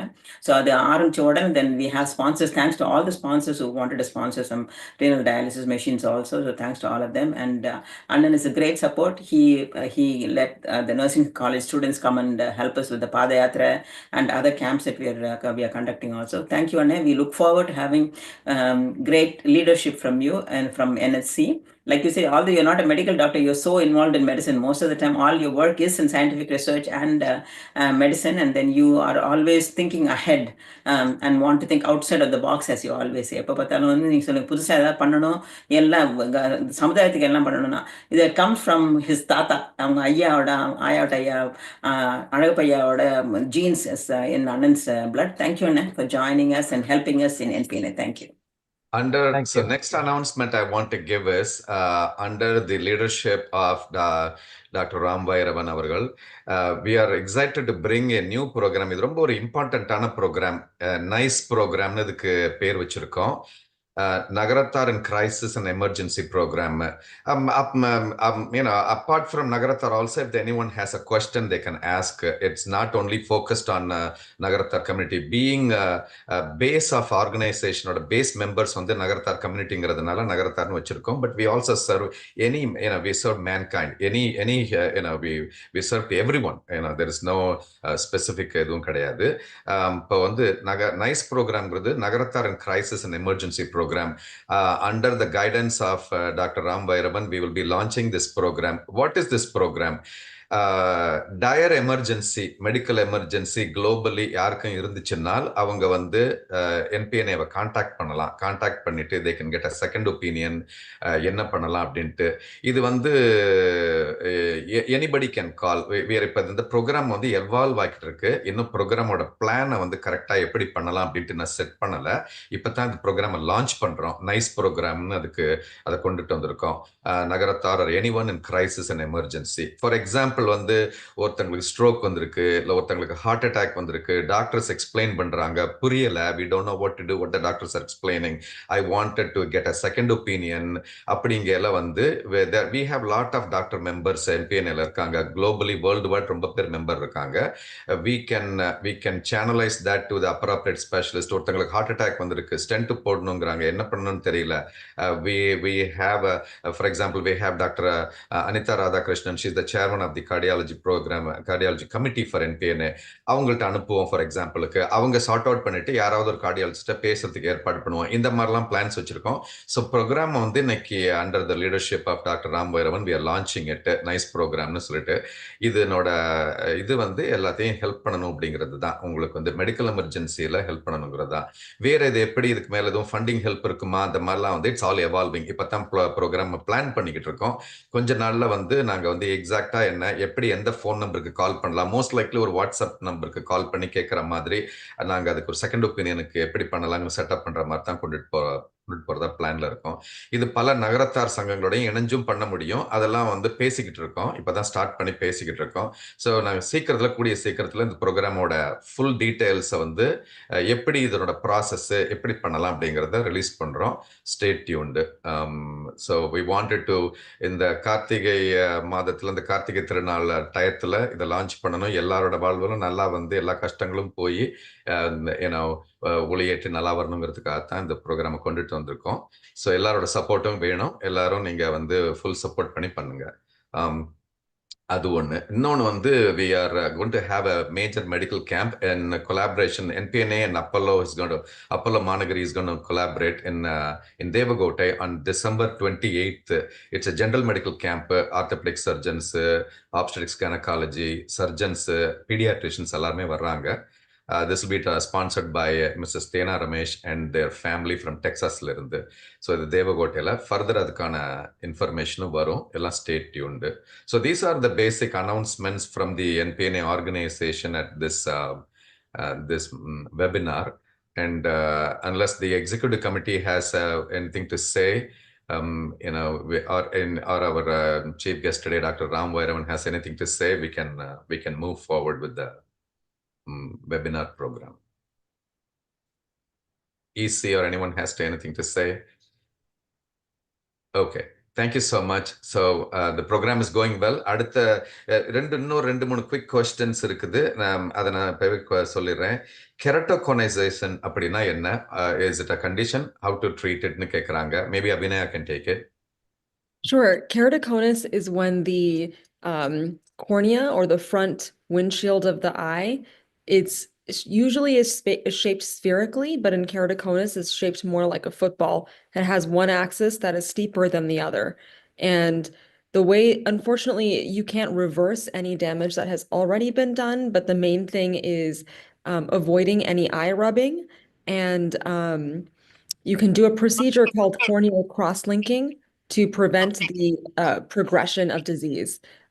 I like to also show a little video clip of what it looks like when you rub your eyes, because I know that it's easy to say, but after I watched this, I stopped rubbing my eyes. This is a real-time video of somebody rubbing their eyes, and you can see how much force it generates on the globe itself. And so please do not rub your eyes. It can cause keratoconus and weaken the surface. And here's another video quick clip here, so you can see how much force it puts on the globe. Wow. When you rub, just a simple, what you think is a simple eye rub can really press on your eye quite a bit.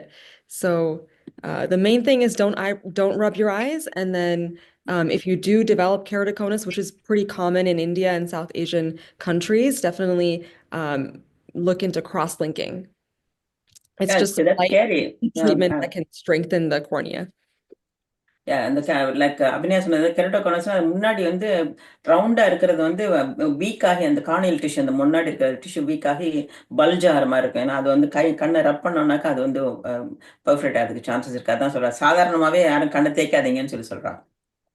Okay, Thank you, Abhi. I didn't realize. My God, that picture is so impressive. Yeah. Thank you so much. We'll let Abhirami Subramanian to take over, the moderator to take over. All right. Your volume is down. Oh, my volume down? Yes, good now. Okay, all right. Keep going. So moving forward, I think the next we're going to refractive errors, and not just in our community but globally, there are at least 2.2 billion people who have near or distance vision impairment, and only 1 billion have been prevented or treated or has yet to be addressed. And I know iCamps like the one that Dr. Anuradha served in, I'm sure have helped to raise awareness for it and to help people regain some of their vision back. So to talk a little bit more about refractive errors, such as like myopia, presbyopia, hyperopia, these are terms that you might hear, or even astigmatism. Dr. Anuradha, could you talk a little bit about that? And you'll have to unmute yourself too. Yes. Okay, great. So huge topic, very popular, very common, because everyone in our family, I'm sure 1 or 2 people or more are wearing glasses. So I'm going to be like Dr. Abhinay. I have some slides finally here. She's very quick to do that. All right. So, with myopia, that's the most there's a myopia epidemic. Okay. And what that means is there's a typical eye, and we talked about this earlier. There are light rays that are coming from the outside, from your environment, and it should be hitting the back of the eye on the retinal tissue. Okay, that's when it means you're emmetropic. You don't need any prescription to see clearly at distance or reading. Now, if you have a myopic eye, that means that the point of focus, your eye is too long, and the point of focus is in front of the retina. Okay, so what do? You put on a good pair of glasses, or you're wearing contacts, and you're refocusing that light to the back of the eye. So these are simple things. Now, if you have a hyperopic eye, your eyeball is too short. Your eyeball is too short, the light is focusing behind the eye. So what do there? You wear glasses, you wear contacts, and you're able to see more comfortably, because typically it's blurry everywhere. In myopia, you're nearsighted, which means that the up close is clear, but the distance is blurry. The issue is that there's an epidemic, and the epidemic is among everyone. If you have a child that started wearing glasses, The issue is not that they're wearing glasses and that they need it and that they need to get updated glasses every year. It's that their prescription keeps jumping at a crazy amount, right? So every time you're going to the eye doctor, if it's 0.75 diopters, right, the prescription number, if it's jumping that amount, that's acceptable. But even that is becoming too high each year. Because if you're starting as a kindergartner at -1, each year going up 0.75, 0.75, yes, you can get updated glasses. It's going to be more costly because the prescription's higher. The weight of the glasses is bigger, right? And you can't function without that correction. Like you cannot get up and see the clock or see if something's happening across the room. But more importantly, when you have myopia or very stretched out eyes, and you have high numbers of that, it puts you more at risk of developing retinal detachments. That retinal tissue becomes weaker and thinner over time. So it's not the fact that more kids are jumping into glasses. It's the fact that this high prescriptions at the end of the day, 10, 20 years down the line, it's going to lead to more ocular health issues like a retinal detachment. So I think that's important. I was just looking up some figures to show. So visually, I mean, in Asian countries and Asian population, which is all over the world, the numbers are incredibly high. So when I was in Singapore, I was working at an ortho care practice, and people would come in with 3 children and they would want help with myopia control. I'm not sure if you're going to touch on that later on, but this is a figure that's showing that from 2019 to 2050 in the map, what the increase in myopia rates have become. So I know this is a worldwide talk, so that's why I thought the map would be more appropriate. But just taking a look at Asia, it's going from 50% to 66% rates. Huge. In North America, 34 to 58%. That's a lot if you're talking about a group of 10 kids. Instead of 3 out of 10, 6 out of 10 in North America are going to have myopia. Huge problem.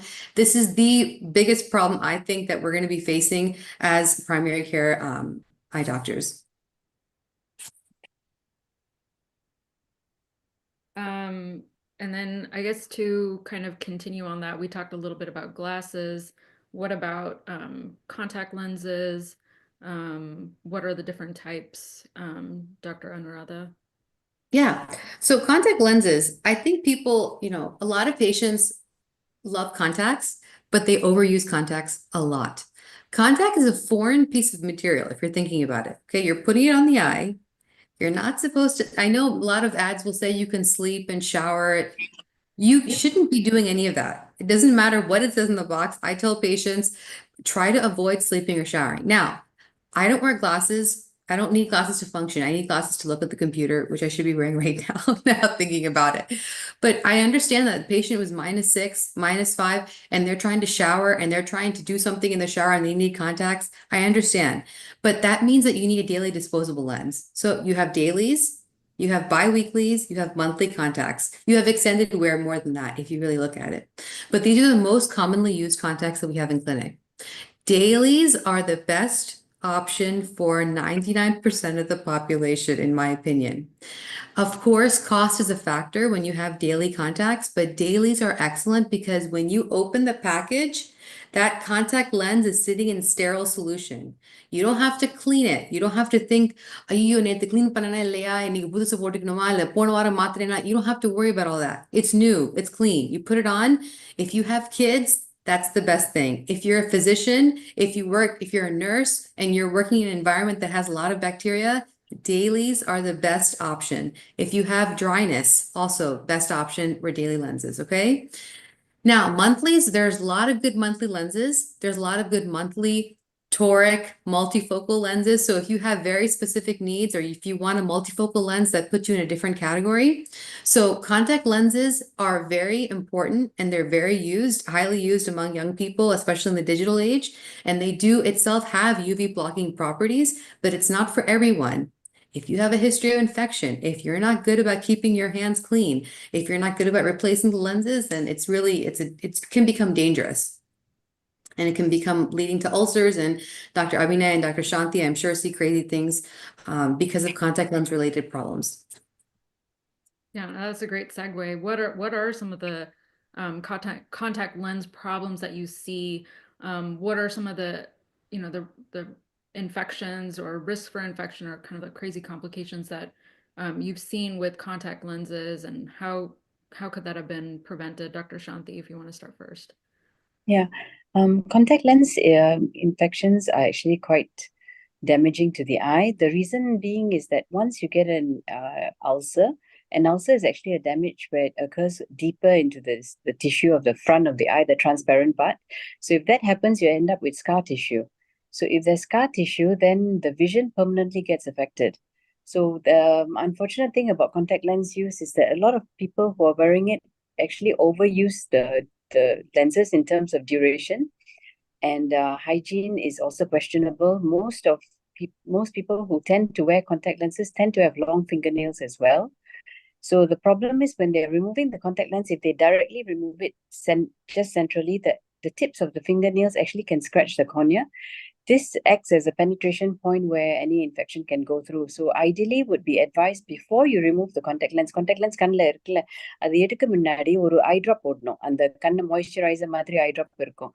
Preservative free eye drops are recommended. So use the preservative free eye drops. Put a drop in so that the contact lens அவ்வளோ கண்ணில் ஒட்டிக்காது. அதுக்கப்புறம் ஈஸியா எடுத்துடலாம். The thing is, the eye drops preservative free use பண்ணோம்னா at least அந்த contact lens damage வராது, and then it's easier to take out the lenses as well. All this can help to prevent infection. And as usual, don't shower with the lenses, don't go to sleep with the lenses. Children who are studying, going for exams, absolutely do not recommend them to wear contact lenses because the chances of them falling asleep while studying is extremely high. So if you have got any children wearing contact lenses, the parents have to be extra responsible to make sure that the lenses come out and the hygiene is maintained. I think that is absolutely essential. Otherwise, it can cause permanent scarring and permanent vision loss. Yeah. Dr. Abhinay, what are complications that you've seen and like infections, things like that? Most common probably corneal ulcer. So when you have a contact lens that has been sitting on the eye for too long, you have that fluid layer between the contact lens and the cornea.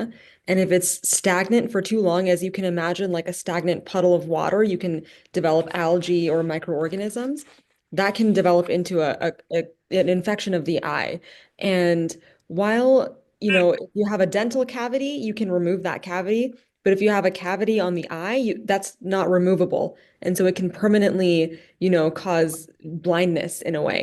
So it's probably the most serious complication of contact lens use or poor contact lens hygiene if it's not being cleaned properly. How significant is it? I mean, I think it's kind of scaring all the contact lens users. I don't think you want to put them off. It's very rare. Rare, right? It's very rare. Yeah, that's So I think the hygiene is extremely important. The contact lens actually can be quite severe, even if you're very careful and you do everything that you can possibly do. There has been, I think, 1 or 2 cases where either contact lens solutions were contaminated. I think by reputable companies, and these patients all had to undergo corneal grafts. So contact lens use is not without risk. In fact, LASIK is safer than contact lens use. Nowadays, the LASIK, the risk of complications has gone down so much, whereas contact lens use, unfortunately, day to day, anything different can happen, and you're not careful that one particular day that you're tired, you fall asleep, you wake up the next morning, you got an ulcer. And if it's treatable, bacterial, simple ulcer, you're fine. But if it's acanthamoeba or any of the other rare conditions, then I think you're going to be in trouble. Yeah. So I just wanted to mention one thing we ask contact lens patients is if they have a backup pair of glasses. So a lot of patients will 100%, that's their whole life is dependent on contacts. And I always ask, well, if there's something that were to happen, do you have a backup pair of good glasses? Not old, like broken, that you've never seen before 10 years ago. But you should always have a good backup pair of glasses, especially for children. And like Dr. Shanti was saying, when they're studying, it's easy to fall asleep. So you can, definitely depend on glasses more. And we always talk about giving your eyes a break. So if you're wearing contacts every day, at the end of the day, or if it was virtual world during COVID, like at 5 o'clock, take out the contacts and give your eyes a break with glasses. Or if you're not going anywhere on the weekends, to wear glasses because your eyes need to breathe. If you are putting a piece of plastic over your eye the whole day and then sleeping with them, you're not letting the oxygen permeability to the eye is much lower. The daily lenses do offer a lot more breathability in general, but you need to give your eyes a break Yeah, this picture looks kind of scary. So I think it's an ulcer. But not all contacts will give you an ulcer. I don't want anyone to think that. And if you sleep in the contact one day out of the entire year, you're probably not going to get an ulcer. But in order to minimize your risk, you want to do all the things that we're talking about. If you continue to overuse the contacts, your eyes can become resistant and it can become like it doesn't tolerate the contacts anymore. So that's also something to consider. And your eyes can become allergic to the lens material if you're overwearing them too much, or if your eyes are becoming like asking for more oxygen. It can react in redness. It can react in different ways as well. So if I always tell patients, do you want to wear the same like underwear every day? And then they say, oh my God, that's so gross. Well, that's what you're doing when you're overwearing the contacts. So you have to give it sometimes a little bit more graphically so they understand the risks that are associated.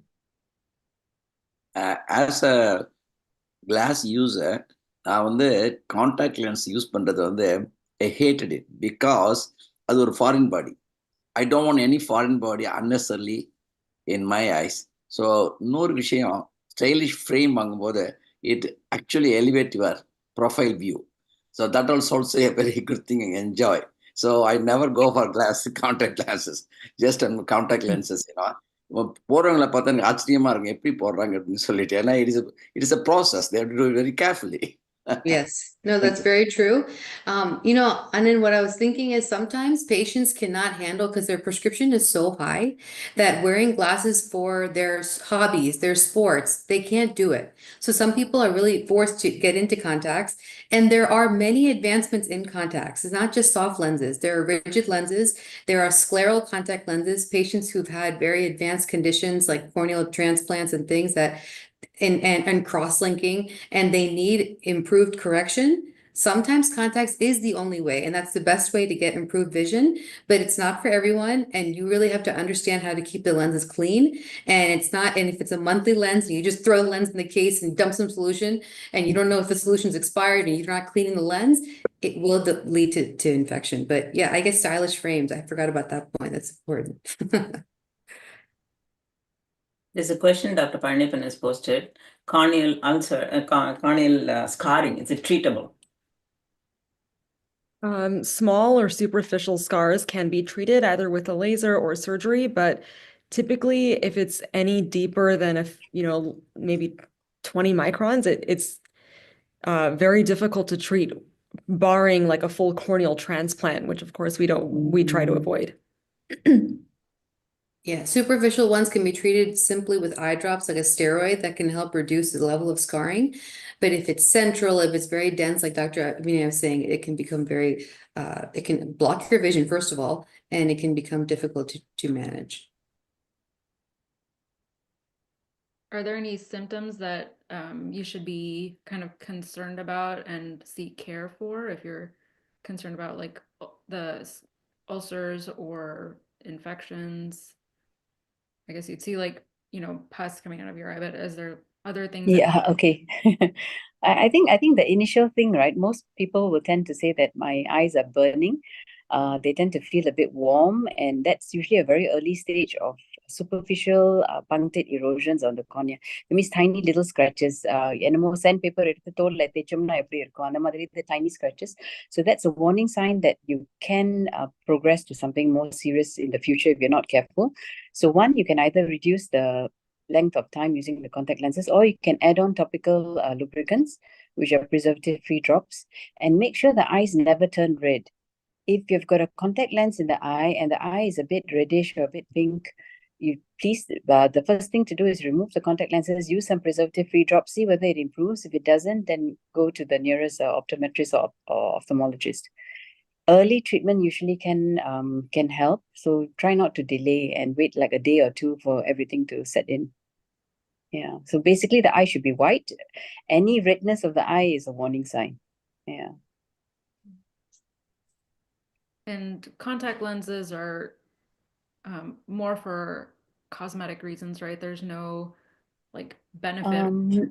No, there would be I mean, there are conditions where the the patients do benefit. For example, very high powers, like Anu was saying, very high power, sometimes you're just not able to function, like a -10 or -12 or whatever. So they may need contact lenses, or you can have different powers in different eyes.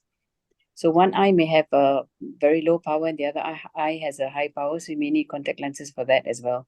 Or you've had one eye has got surgery done due to trauma and the cataract has been removed, and the other eye has got high myopia or something, then you need contact lenses for that one eye. Yeah. So there are medical reasons, but most people use it for cosmetic reasons, and there are also those that just use colored tinted contact lenses, which don't even have power associated with them, but just purely for cosmetic use.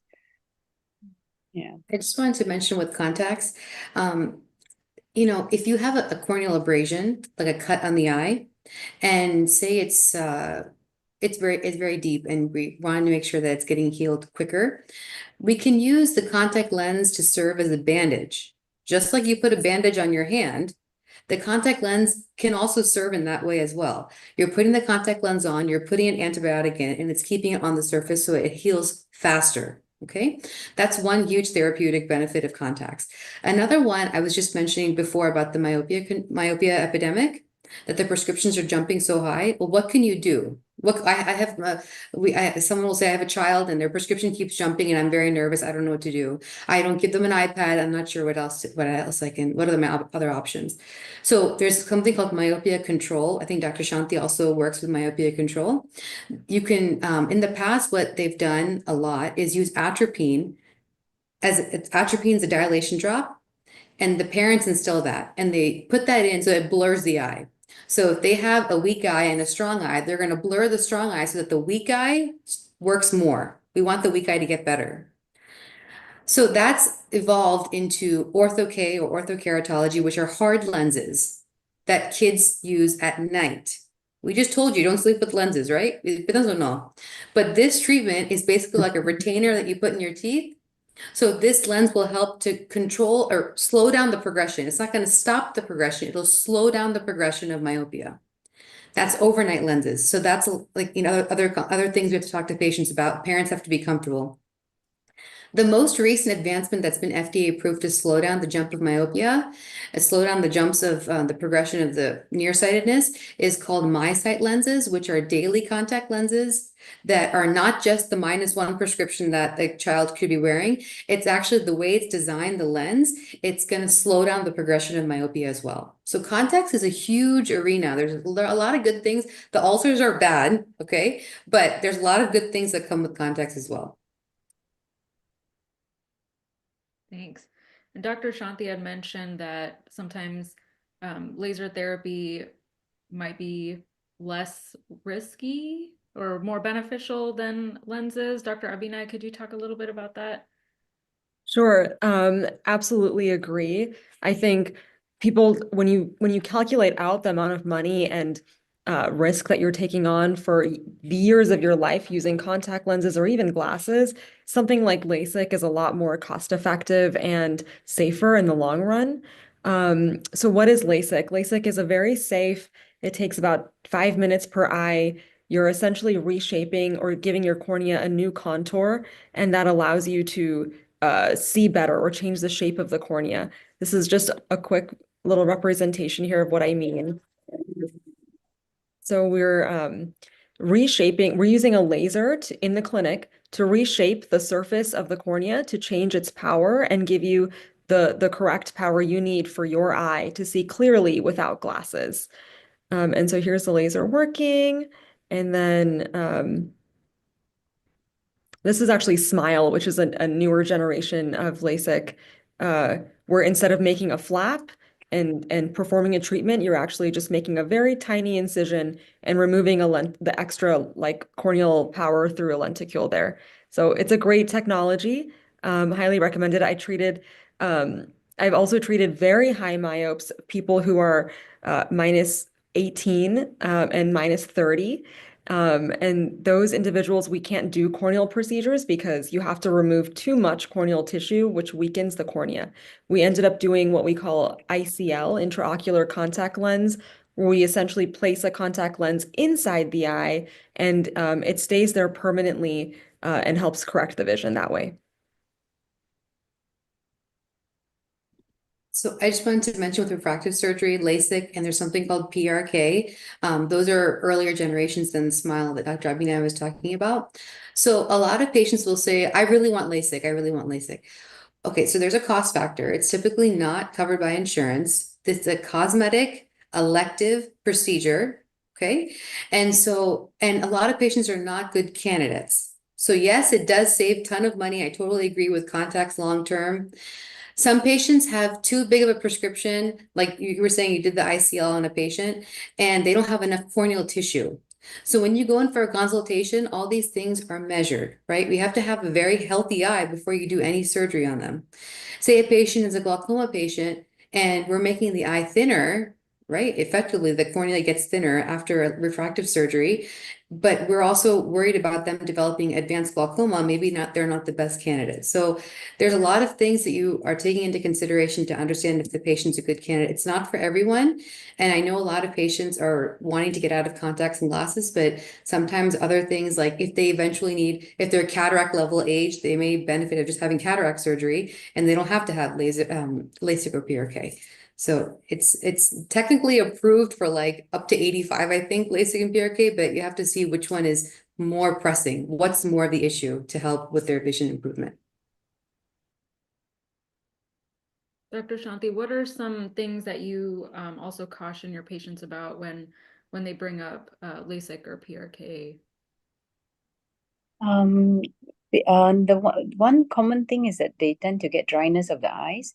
That's actually a very common thing. Almost 95% of people get a bit of dryness. I think it's a little bit less with the newer SMILE procedures, but generally dry eyes is a very, very common issue. And they need to know that it's not an easily reversible condition.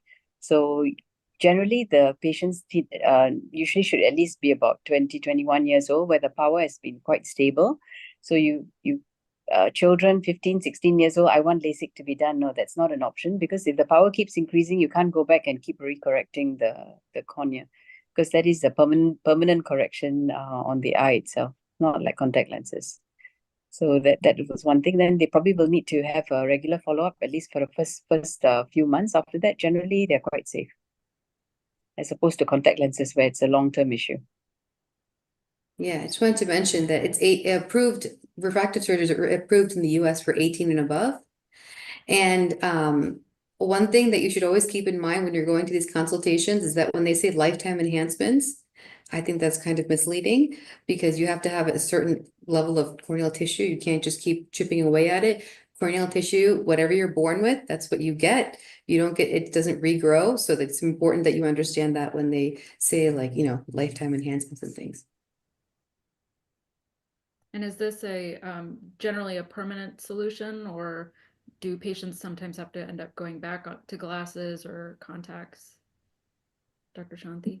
In our clinic, we have a less than 4% rate of enhancements.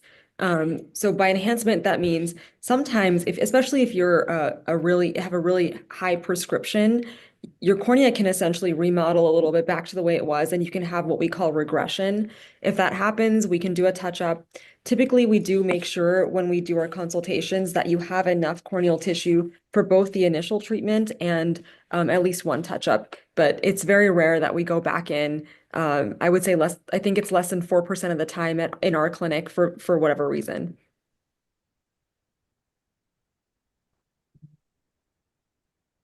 The other thing as well, right? When I think another point that we need to know is that if most people have got myopia, say -8, -9, when they are actually getting these touch-ups done, we're not talking about the power regressing back to a -8 or 9 again. It's just a very low power, maybe a 0.5 or -1, which is what a lot of patients don't realize. They sometimes actually think that the power is going to go back to a 600 or 700. That's never going to happen. Yeah.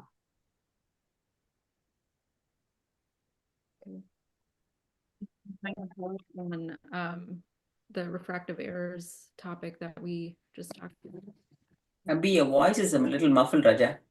Any other final thoughts here on this refractive errors topic? It's a pretty big one. just thought I'd give kind of a I will add for a quick plug on ICLs, intraocular contact lenses. We've been actually doing a lot more now, even in patients who also qualify for LASIK. The benefit is that A, it's reversible, you can take it out, whereas LASIK is permanent, a permanent change to the eye. Number two, less risk of dry eye, because with LASIK or SMILE, you're actually cutting the corneal nerves, whereas with ICL, you're just placing a new contact lens inside the eye. It's additive rather than like subtracting tissue. And number three, there's no risk of regression because it's acrylic lens that stays in the eye. You're not touching your biological tissue. You're just introducing a new lens in the visual axis. And finally, there is a benefit of optical, what we call optical quality. So even if with LASIK and SMILE, if you have a high prescription and you're reading 20/20, it might be a little bit distorted, a little bit, you might have some glare and halos with lights, but with ICL, you're preserving the contour of the eye and preserving the biological tissue, and you're just introducing a new lens in the axis. So it preserves the original quality of your vision and just corrects the refractive error alone. So we've had a lot of success and a lot of very happy patients on day one who are seeing very well, even with very high prescriptions with ICLs. Yeah, I just wanted to mention, with the dryness issue, I mean, dry eye is a gigantic topic, and that's something that we always mention when we have consults for any eye surgery. And the reason why we ask you about medical conditions, you might wonder why when you go for an eye exam, why we go through your entire medical history. If you have conditions like rheumatoid arthritis and other autoimmune conditions, that can make you more prone to dryness and like extreme levels of dryness. So if you have a patient who wants to have eye surgery, whether it's LASIK or cataract surgery, and they have a history of rheumatoid or Sjogren's or any other autoimmune condition, the patient is more likely going to have advanced dryness right after the surgery. So it's important to ask those questions and treat them before the surgery itself so that they don't have prolonged symptoms. But everything you were talking about ICL is very interesting. I think that's not talked about as enough, the ICL option. I have a question to Anuradha. From what year the குழந்தைங்களுக்கெல்லாம் வந்து refractive error check பண்றீங்க? நார்மலா நாங்க newborn வந்து before the end of the அதாவது newborn discharge examination retinal examination பண்ணுவோம், ஆடியோவும் பண்ணுவோம். Any problemனா it will be followed up. இப்போ refractive errors வந்து எந்த வயசுல I know they start from they go to school around 3 years here or maybe earlier because they cannot cooperate. What about in America and what is the recent recommendation? Yes, excellent question. So typically at birth, they're doing basic screenings to make sure there's no retinoblastoma, nothing that's huge that's going on. The prescription, especially infancy up until 1, 2, 3, can shift a lot. But if there's any huge, we didn't talk about this with strabismus or you know, if they had a congenital cataract, they had ptosis where one eyelid is closed, obviously that's going to make that prescription change much faster, so they'll be screened earlier. Typically, age 5, when kids go to kindergarten, there'll be vision screenings, but when you go annually for your pediatrician, they should be checking basic eye exam. They can do a basic check to see if there's any huge refractive errors that are resulting. So age 5, definitely before they start school, so keep that in mind. And every year after that, especially when kids start to become reading level age, so 1st, 2nd, 3rd grade, their prescriptions will likely jump because they're doing a lot more near work, a lot more things up close. And that's one of the major issues with myopia. So that's the main thing. So usually school age children, but if there's something that's going to slow down their prescription or slow down the growth of their eye, like normal growth, like congenital cataract or ptosis or anything else like that, then it'll be earlier than that. அடுத்தது வந்து பப்ளிக்காக நான் கேட்குறேன். The distance between the eye and the textbooks எவ்வளவு தூரம் வைக்க சொல்றீங்க? 1 foot, 1.5 feet? இந்த மாதிரி என்ன குழந்தைங்களுக்கு தெரிய மாட்டேங்குது ஒண்ணு. ரெண்டாவது வந்து படுத்துக்கிட்டு அவங்க படிக்கலாமா? Excellent questions. Practical I see over the 45 years of experience. அடுத்தது மூணாவது வந்து the screen time னு சொல்றாங்க. அது வந்து ophthalmologist எவ்வளவு நேரம் கொடுக்குறீங்க? Yes. I have something about this I just wanted to mention. So the distance that you should be holding things. Okay. Okay, so the distance you should be holding things is typically 40 centimeters. Okay, so when you're holding a book, this is incorrect. It should be 40 centimeters on the desk. If you have a computer, it should be set at a proper distance. If you have good lighting, okay? If you're laying, that's important. If you're laying down and doing homework or studying or putting a sheet over you and setting in the dark, all of these things cause the eye to strain more. You're letting less light in, you're working a lot more. And if you're reading for hours on end, you're hurting your eyes in the long run. So kids need to know how to sit in their chair with good posture for periods of time. Should we be asking them to read for hours on end? No, they should be having breaks. So I was looking up different things because screen time is a huge problem for kids, well, for everybody, but for kids especially. When you have children, there's a lot of recommendations, but I found this and I thought this was pretty easy to understand. So 18 months or younger, no screens. Unless they're seeing Aya Apata, on FaceTime, that's the only time that they can be on any screen. 18 months to 2 years, also limiting their time. And if you really need to use that to help you get through the day, educational videos or FaceTime is a good option as well. When you are 2 to 5 years old, so right before kindergarten, limiting screen time to an hour a day. An hour includes FaceTime, TV, iPad. I hope they don't have a smartwatch and things like that. But, all of these things are screen time. This is blue light rays that are getting into the eye. And that can, I have other slides about this, but I don't think we have time. But more screen time affects sleep patterns. It affects behaviors. This is not new. There's an explosion of studies about this since COVID because this is what all parents come in asking me. I need blue light ray glasses for my child. I'm worried about their screen time. Can you tell them in front of me to stop watching this much TV? So this is a huge problem. So 2 to 5 years, limiting 1 hour a day. And 6 and older, it's harder because they have homework online. They have Google Classroom and all these things. So you have to figure out what the limit is, but it includes TV and everything. So you have to make sure you're putting limits on that during the weekends. But this is something I hope that people can use this drawing that I found online. No, practical question. And the distance சொன்னீங்க 40 centimeters. What about the positioning of the book? Either down or straight or up. There are different ways of putting it. And ரொம்ப நேரம் அவங்க வந்து ஒரு video பார்க்குறாங்க, right down. அப்போ வந்து they will have a neck pain. அது ஒரு common problem சொல்றாங்க. I always see they're keeping in an awkward position. Pediatric outpatient நீங்க வந்தீங்கன்னா, if you walk in, right from 1 year onwards, they are having the iPad.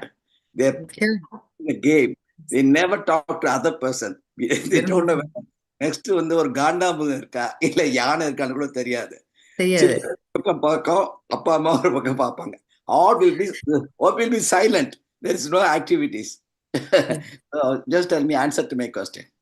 Yeah, so the neck pain, I mean, the looking down is an issue. A lot of parents will put up the iPad on like a crutch or something, like a stand at a restaurant. I mean, if you're trying to avoid it altogether, don't take it to a restaurant, don't take it, have them interact, that's a whole other topic. But what I'm trying to say is, limiting screen time is not just because of their eyes. It can affect them in a lot of different ways, their sleep pattern, their behavior, their interaction, social interaction. So the 40 centimeters, it should be not in their hand, right? You want it to be on the table away from them. And literally putting a timer on it is probably the best thing you can do to keep it under control. Thank you. Sure. Practical questions எல்லாம் கேட்டுட்டு இருக்கேன். தமிழ்ல சொல்லும் போது தான் அவங்களுக்கெல்லாம் கிராமங்களையும் கேட்பாங்க. The whole people will impart the knowledge to the grandkids as well as their children who are grown up also. This is a perennial problem. Insomnia வந்து ரொம்ப காமனா நான் டீல் பண்ணிட்டு இருக்கோம். இது அவுட் பேஷண்ட்ல the parents அதான் சொல்றாங்க, குழந்தை தூங்க மாட்டாங்க, மெலட்டனின் கொடுக்குறேன் 2.5 milligram வந்து சொல்றாங்க கிட்ட. So I asked them, cut down the screen time please. And 8 மணிக்கு மேல அவங்க தொடரல, அவங்க 8 மணிக்கு படுக்க போறாங்க. So before 2 hours they finish everything. அப்பதான் இதான் நான் சொல்றது practically. Don't allow them to watch until ஒரு 6 o'clock ஸ்டாப் பண்ணிடுங்க. அதுக்கேற்ற மாதிரி பிளான் பண்ணிடலாம். 7 is a max அப்படின்னு நான் சொல்றது உண்டு. So you want to comment anything about it? No, I totally agree. Thank you for mentioning that. It's very important for sleep pattern to stop 2 hours before. And so basically we talked about myopia progression and we talked about how to control it, but preventative, right? That's the goal. Making the kids reducing their screen time, reducing their near work, and having them go outside to play under sunlight has been shown, proven, the past many, many years has been shown to reduce their jumps in myopia progression. So getting them outside to play outdoors under the sunlight and reducing and stopping their screen time 2 hours before sleep I think it'll make a huge difference. அப்புறம் personal question. ஒரு case of RB பார்த்துருக்கேன் new பார்ன்ல. Retinitis pigmentosa, of course, is genetic in nature. Very rare is idiopathic. I don't think so. அது ஒன்று. ரெண்டாவது வந்து 2 case வந்து both side retinal screening at the time of newborn discharge absent. So immediately when I sound the bell for me, ophthalmologist was asked to come and dilate பண்ணி பார்த்துட்டதுக்கு அப்புறம் the child was referred to a pediatric ophthalmologist. So comment on that one, the time, sorry, the retinal examination and how you all manage that. Absent red reflex in the newborn I'm talking about. Back to back 2 case பார்த்தேன். முதல் நாள் ஒன்று, அடுத்த நாள் ஒன்று. I was wondering, is it going to be another case following day? Very, very rare, I don't know. It's normally not seen. You get the point? Yeah, no, well, not pediatric retinitis pigmentosa not பார்த்ததில்ல. But I thought you were going to mention ROP when you were talking about this. But retinitis pigmentosa I've seen in adults, but if it's absent at onset and then you're asking like when do you think it starts occurring? Yeah. I'm not 100% sure about that. Thank you. Thank you. Anyone else? And that was proven RP, retinitis pigmentosa. Then I went and did some research on that. So the child was referred to St. George's. Genetic, I think, if I remember correctly, it got an X-linked nature, if I remember, I think so. Or maybe an autosomal recessive. Right. Anyway, thank you. Thank you, everyone. We're out of time. There's a lot that we really wanted to talk about, including prevention. We did talk a little bit about digital eye strain and limiting screen time, but there's definitely so many more topics that we wanted to talk with our expert panelists here. Thank you so much for your time and being here and answering all these questions. I'll turn it over to Dr. Paulani now. Thanks. Well, thank you very much, Abhirami Subramanian. Wonderful moderation. You really led the program very well, and we want to thank all the 3 panelists. Excellent and very educative sessions. 1 or 2 final wrap up. Then we can conclude the program. Legal blindness na ennan ketirukanga. Legal blindness na anybody want to take it over? Abhinaya, you want to take it over? What is legal blindness, Abhinaya? Sure. So legal blindness is when your vision is reduced to the point where you can't see beyond the 2200 line on the eye chart. And that basically means that what you can see at the 2200 line, a normal person could see from 20 feet. Sorry. What you can see at what a person with that level of vision could see from 20 feet away, a normal person could see from 200 feet away. Okay. ஒரு ஆள் வந்து 200 ஃபீட்ல இருந்து பார்க்க முடியற ஒரு ஐட்டத்தை லீகலா பிளைண்டா இருக்கவங்க 20 ஃபீட்ல இருந்து தான் பார்க்க முடியும்.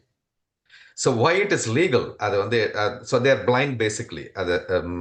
Legally they are blind at that point. I just want to mention, Other definition of legal blindness is if you have a field of vision that is constricted to I think it's 10 or 15 degrees. Okay. That's what it is. Okay. I just wanted to mention that it's with your best corrected vision. So with glasses and contacts, you're still not able to see that E. Like you're seeing only worse than that. So kannadi illama nariya people get theriyadhu, but with the glasses you're able to see much lower. So we're talking about the best corrected level of vision. You're still not able to achieve the 2200 line. Then that's what she was mentioning in terms of vision. Yeah. Any take home points from each of the panelists? I will start with you, Anuradha Veerappan. Any take home points before we say bye to everyone? I think 2 aspects. For kids,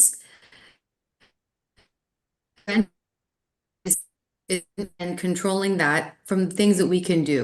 So limiting screen time, taking breaks during homework, understanding that they can't do something to get them checked earlier than later, and keeping a watch on how they're watching TV or how they're doing their homework, and making sure that the jumps in their prescription are not crazy every year. Number two, when you are getting older and you haven't seen an eye doctor for a long time and you're like, I'm doing great, I don't have any eye problems, you don't know that unless you go get your yearly checkups. And like we said, we check it in a systematic way to rule out glaucoma, cataracts, and macular degeneration and other conditions. So making sure you're going there every year is very important. Dr. Abhinaya.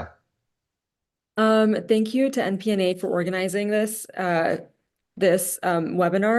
I think it's a great opportunity to share some tips about our specialty and also raise awareness for some easily preventable causes of vision loss. So the most common causes of vision loss, cataracts, glaucoma, and diabetic retinopathy.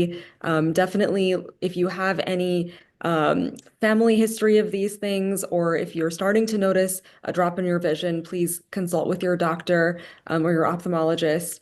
And even regardless, please go for an annual checkup, and so we can screen for and catch these things before they progress to advanced stages.